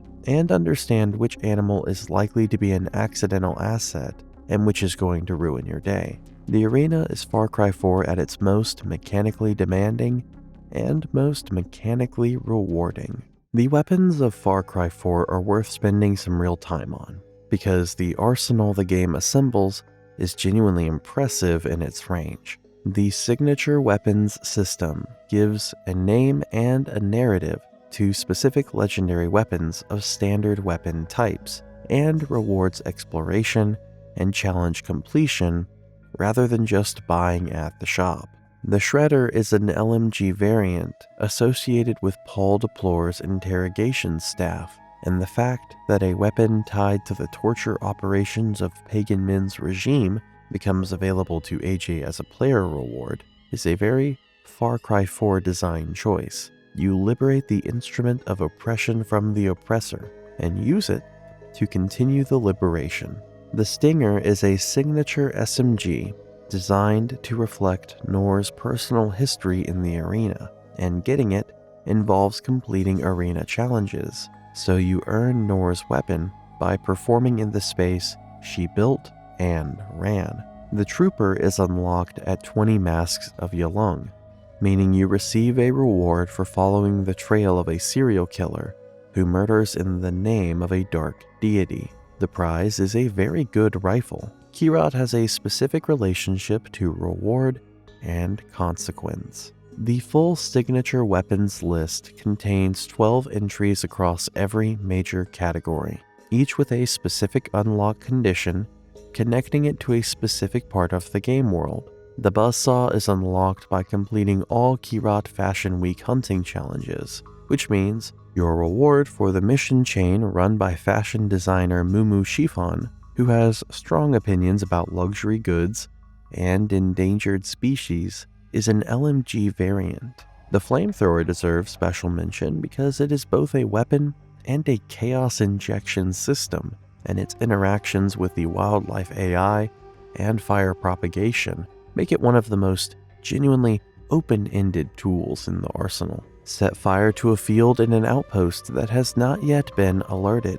Watch it spread in ways you did not fully plan, and see a tiger from the long grass outside the perimeter. Beside the suddenly burning field is an excellent reason to run through the suddenly burning soldiers. The designers did not choreograph that sequence. The game just produces it regularly on its own. The gyrocopter in Far Cry 4 is one of those additions that looks like a pure gameplay convenience, and turns out to be doing thematic work as well. Pagan Min uses helicopters. The Golden Path uses improvised vehicles. AJ, when he gets a gyrocopter, has access to a kind of personal freedom of movement that neither the King nor the Revolution has provided him with. He acquired it himself. He uses it to go anywhere on the map. He is beholden to neither the regime's transport infrastructure nor the Revolution's tactical logistics. The gyrocopter is AJ doing what he actually came to Kyrat to do, which is move through the country on his own terms. The Canned Heat song makes this explicit. Going Up the Country plays as AJ learns to fly his personal aircraft over the Himalayas, and is the most optimistic moment in Far Cry 4's campaign, sitting right in the middle of a revolution that is going to end badly in most of its versions. Fly over the mountain. Listen to a 1968 song about freedom. The Crab Rangoon is digesting. Everything else can wait. The Guns for Hire system adds human allied fighters to the combat loop in ways that change the texture of engagements without removing the player from the center of the action. The late game with full Guns for Hire access can become something closer to an actual military operation, with AJ as a commander directing fighters rather than as a lone operative doing everything himself. That shift mirrors the narrative shift from AJ as an accidental participant in the revolution to AJ as one of its most effective tools. The animal companion system that sits alongside Guns for Hire is the more entertainingly chaotic version of the same concept. The honey badger will save you or destroy your stealth approach with equal probability and equal apparent intent. The tiger will kill 3 soldiers and then inexplicably wander away. The bear will do exactly enough damage to everything that you decide, calling it was worth it, right up until it decides you are also a target. Nature does not have your back. Nature has nature's back. Kyrat just lets you watch. Moving on to the Battles of Kyrat multiplayer mode. is the most underplayed and underappreciated piece of content in the whole game. It is an asymmetric multiplayer experience where one faction plays as the Rakshasa, the supernatural demon warriors from the Shangri-La mythology, and the other plays as the Kirat military, pagan men's conventional armed forces. The Rakshasa faction uses bows, traps, and the ability to summon animals, operating according to mythological logic, while the Kirat military uses conventional weapons and vehicles. Far Cry 4 took the two distinct tonal registers of its campaign, the mythological and the contemporary, the spiritual and the political, and put them directly against each other in a competitive format. That is a genuinely interesting design choice that received far less attention than it deserved, partly because asymmetric multiplayer was a crowded space in 2014, and partly because the main game was so strong that most players just stayed there. I do not blame them, but the multiplayer mode was cool. Something I want to say about the Shangri-La sequences one more time before we fully close out, because I think they get dismissed too easily in discussions of Far Cry 4 by people who found them visually impressive but narratively disconnected, and I want to push back on that a little. The Shangri-La sequences are not disconnected from the main game. They are the main game's spiritual parallel running on a different visual frequency. Every time AJ enters Shangri-La and plays as Kalanag, fighting the darkness that is corrupting the mythological realm, he is doing in the spiritual dimension exactly what the Golden Path is doing in the physical one. He is trying to reclaim something sacred that has been occupied and corrupted by a hostile force. The hidden lore of Far Cry 4 is distributed across 5 collectible systems, and the picture they form together is more complete and more interesting than any one system communicates on its own. The Mohan Gale journals are the most narratively explicit, written in the voice of the Golden Path's founder, across a timeline that spans from the movement's idealistic origins through its corruption and through the specific events that ended Mohan's life. Reading them in order is reading the autobiography of a man who believed in something real and let it turn him into something terrible. The early journals are genuinely moving. Mohan writes about Kirat with the specific tenderness of someone who loves a place and has dedicated his life to protecting it.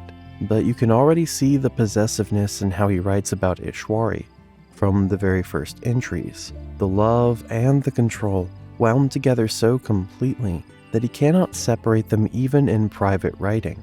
The reader can see what Mohan cannot. That is just good writing.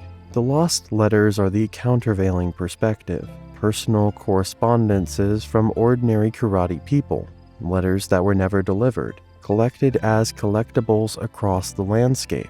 A father who has not heard from his son in months. A woman wrote to a friend about the price of rice at the market since the fighting started. A soldier who is not sure if his family knows he is still alive. The lost letters are Far Cry 4 insisting that behind every faction and every political argument, there are people, and that the people are what the factions claim to be fighting for, and what the conflict is actually consuming. Put all 5 collectible systems together, the journals, the letters, the mani wheels, the masks of Yalung, and the propaganda posters, and you have 5 different narratives running simultaneously across the same landscape.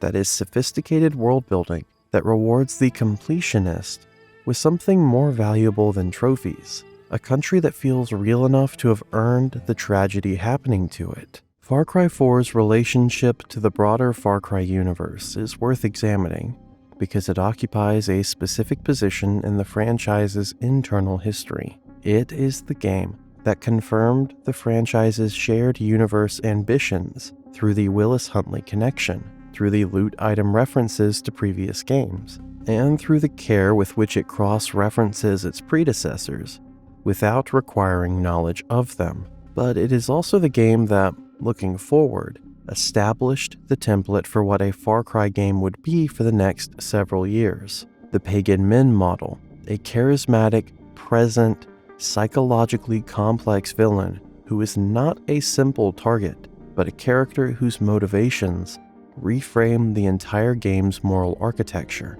This is the template that Far Cry 5 tried to replicate with the father, that Far Cry 6 tried to replicate with Anton Castillo, and that neither quite matched. The reason they did not quite match is not that they were poorly executed. The reason is that Pagan Min's specific combination of charm, tragedy, and self-awareness is not a formula. It is a combination of great writing, great performance, and a specific casting choice that worked on a level that is genuinely hard to replicate. Voss set the bar first. Pagan Min raised it. The franchise has spent the better part of a decade trying to clear it again. One thing I want to make sure is in this script before we close out is the specific role that humor plays in Far Cry 4, and why the game's comedy is as important to its overall effect as its tragedy. Far Cry 4 is a funny game. It is funny in ways that are built into its systems. The honey badger attacking the wrong person. The elephant you are riding deciding to charge a checkpoint you were planning to approach with stealth. The gyrocopter clipping a tree at low altitude and depositing you in the middle of a patrol you were trying to avoid. It is funny in its characters. Herc's enthusiastic incompetence, Yogi and Reggie's cheerful chaos, Rabbi Ray Rana's gap between broadcast confidence and operational reality, and Pagan Min's zippered pocket monologue. And it is funny in its world building, in the Fight Club cave, and the Skyrim crime scene, and the Honey Badger video reference, and the Papers, Please, Glory to Kirat memo sitting on a hut by the King's Bridge, waiting for the one person who would recognize it. The comedy matters because it is what keeps Far Cry 4 from collapsing under the weight of its own darkness. This is a game about a civil war, inspired by a real conflict that killed thousands of people. It is a game about an infant being murdered by her own father. It is a game about a woman who spent years being coerced into running an entertainment complex for the man who killed her children. It is a game about a country that replaces one form of authoritarian control with another, regardless of which revolutionary faction wins. That is a lot of darkness to spend 30 hours in, and the game survives it by maintaining a tonal register that acknowledges the darkness without drowning in it, providing regular moments of genuine comedy that do not diminish the serious content, but make the serious content bearable.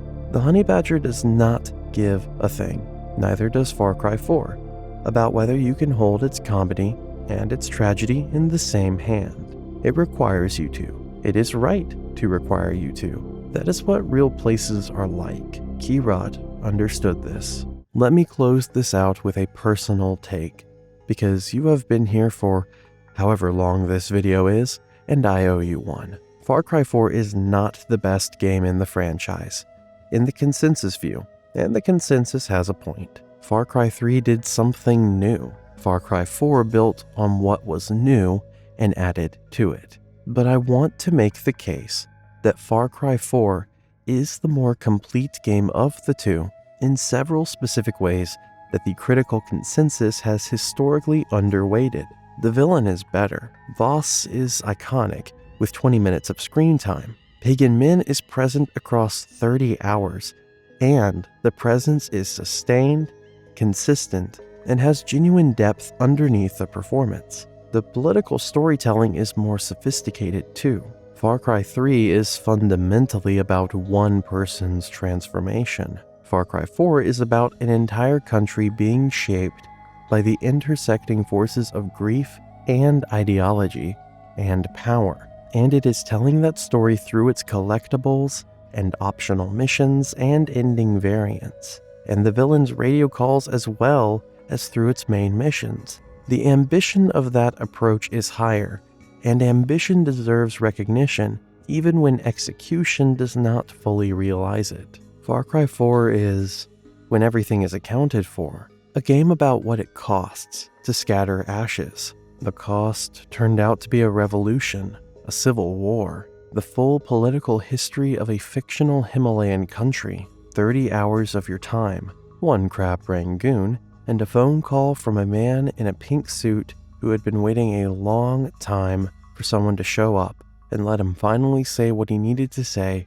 at a grave in the mountains. The cost was everything. The errand was simple. Both of those things were always true. Far Cry 4 is the game that understood that the simplest errands are the ones with the highest costs, because the simple ones are the ones that matter. Stay safe out there, guys. The honey badger is watching. It does not care, but it is watching. By the way, guys, not checking out my other videos or subscribing to the channel is a crime worse than what Mohan Gale did at this point. The post-game world of Far Cry 4 deserves acknowledgement as a design decision in itself, because the fact that Keyrat keeps running after the credits is not trivial. The world does not freeze. The outposts you liberated continue to be staffed. The animals continue to patrol their territories. Rabbi Ray Rana continues to broadcast, already contextualizing the new political reality in whichever post-victory form your choices produced. The revolution succeeded, and the broadcast changed its framing without missing a beat. The voice of the Golden Path kept talking, because the voice of the Golden Path always kept talking. That persistence is either hopeful or chilling, depending on what you think the Golden Path became, and Far Cry 4 is deliberately not resolving that ambiguity for you. The mountains have more in them than the campaign needed.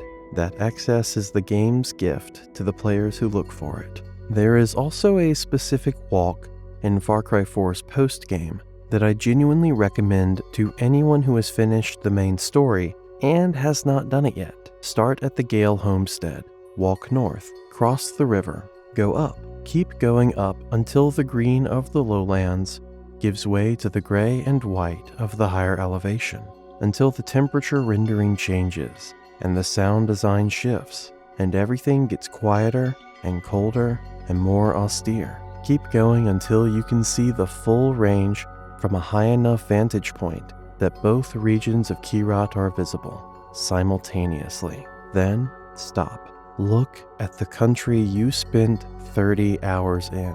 Look at what the world looks like when it is just the world, and not a mission or an objective or a route between fast travel points. Keyrat does not stop being beautiful because the story ended. It was always going to be here after you left. That is the thing. The ashes are scattered, the mountains remain. The story is over. Keyrat goes on. I think one of the underappreciated things about Far Cry 4's post-game world is that it forces you, if you pay any attention to it at all, to sit with the consequences of the choices you made. If you sided with Amida, the soldiers at your liberated outpost are Golden Path fighters who are going to be conscripting children into a drug-financed army. If you sided with Sabal, then those same soldiers are going to be enforcing a theocratic purge in the name of Kira. The world you are exploring in the post-game is the world you built by the choices you made, and it does not look the same depending on those choices. Not dramatically differently, but in the specific way that a country looks different when you know who is running it and what they are doing with that power. Far Cry 4 gives you the world after the revolution and then leaves you in it. And whether the silence of the mountains feels peaceful or unsettling in that moment depends entirely on what you enabled to get there. The final Lakshmana moment is where all of it lands. In every main ending variant, after Amida or Sabal or the departure of pagan men, the game takes AJ to Lakshmana. He stands at the grave of his half-sister, the daughter that pagan men and his daughter had together, and that Mohan killed when she was an infant, and he scatters his mother's ashes. At that moment, the revolution stops. The political argument between the two Golden Path leaders stops. Pagan men stops. All of it stops, and AJ is just a son at a grave in the mountains, completing the last thing his mother asked him to do. He came to Keyrat to do this. He did it. Whatever happened in between, this is what the trip was for. The simplicity of that moment in a game that has been about complexity for 30 hours is the entire point. The very last thing I will say about Far Cry 4 is that 12 years is a lifetime in the digital world. In 2026, the gaming landscape of 2014 feels like a distant and foggy memory of a transition era. We look back at the heavy hitters of that year, and we see the fraying edges of their ambition. Some of them look dated, because the technology moved too fast for their art to keep up. Some of them have been surpassed and rendered obsolete by their own sequels, which traded intimacy for scale and systems for soul. Some are remembered primarily as technical achievements or benchmarks, rather than as experiences worth returning to. But Far Cry 4 keeps finding new players. It sits there in the mountains of Kyrat like a shrine that refuses to weather. People still show up at the bus checkpoint with no context, and they watch a man in a loud pink jacket stab a commander with a pen and take a selfie and offer them crab rangoon. They immediately want to understand everything about who this person is and what he wants, and why he is being so specific about the distinction between stop and shoot. When we talk about the games of the mid-20s, we often talk about them in terms of what they led to. We talk about the evolution of the open world and the refinement of the first-person shooter mechanics. But Far Cry 4 does not feel like a stepping stone. It feels like a destination. While the sequels that followed in 2018 and 2021 pushed for larger maps and more chaotic sidekicks, they lost the surgical precision that defines the Kyrat experience. In 2026, the surgical nature of that opening scene remains a physical jolt. You arrive with a ceramic urn and a feeling of displacement, and within 5 minutes, you are introduced to one of the most compelling arguments for why language is the most dangerous weapon in any arsenal. Pagan Min is the gold standard for character introductions, not because of the violence, but because of the rationalization of that violence. He does not lead with a manifesto or a grand plan for world domination. He leads with a correction. He corrects a subordinate on his vocabulary. To Pagan, the inability to distinguish between an order for a meeting and an order for an atrocity is a capital offense. It signals a lack of vision. It signals a failure of the mind. In an era where we are constantly bombarded by procedurally generated dialogue and AI-driven fluff, this moment of hyper-specific intent feels like a miracle. Pagan is not a monster because he kills. He is a monster because he kills over a linguistic failure. The brilliance of the game is that it makes you realize, perhaps too late, that Pagan Min is the only person in the entire country who actually says exactly what he means. Everyone else in the Golden Path or the Resistance wraps their intentions in the shifting cloak of ideology and heritage. They tell you what you want to hear to get you to pull the trigger for them. Pagan just wants to have dinner with you. He just wants to enjoy the crab rangoon and tell you about your mother. He is the only one who respects the weight of a word. This is why the famous waiting ending remains the ultimate meta-commentary on the genre 12 years later. We are conditioned by decades of design to see a door and walk through it, or to see a gun and pick it up. We see a villain leave the room, and we immediately start looking for a way to escape. But if you actually listen to the words, and if you respect the distinction between stop and shoot, the game rewards you with the truth. If you sit at that table and wait for him to return, the entire 30-hour campaign is revealed to be a byproduct of AJ Gale being a restless tourist. By 2026, we have seen plenty of secret endings, but none of them sting quite like this one. It frames the protagonist as someone who decided to burn down a country because he was too impatient to wait for his host to finish some business. The difference between a meeting and an atrocity was not Pagan's choice. It was yours. Why does this still work today? Perhaps it is because Kyrat is a masterpiece of environmental storytelling that hasn't been surpassed by the bloated maps of modern tiles, the verticality of the Himalayas, and the chime of the prayer wheels. and the terrifying screech of an eagle create an atmosphere of beautiful hostility. The technology holds up. The light hits the prayer flags and the snow on the peaks with a clarity that modern tiles often lose. But it is the script that stays sharp. It is specific and deliberate.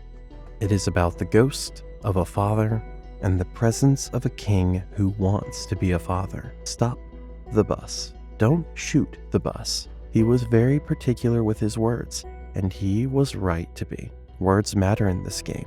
The difference between stop and shoot is the difference between a meeting and an atrocity. Pagan Min has always known which one he wanted with AJ, right up until the moment that AJ decided for both of them. Far Cry 4 is the story of what happens when someone who wants to stop chooses to shoot instead. The crab Rangoon was getting cold. He said he would be right back. He was. Sleep well, AJ. Sorry, I meant sleep well, guys. But before you drift off to sleep, let us know in the comments below if you enjoyed the video. And do check out our other recent videos, like our Far Cry 3 facts videos. See you all soon in the next video. Till then, good night and goodbye, guys.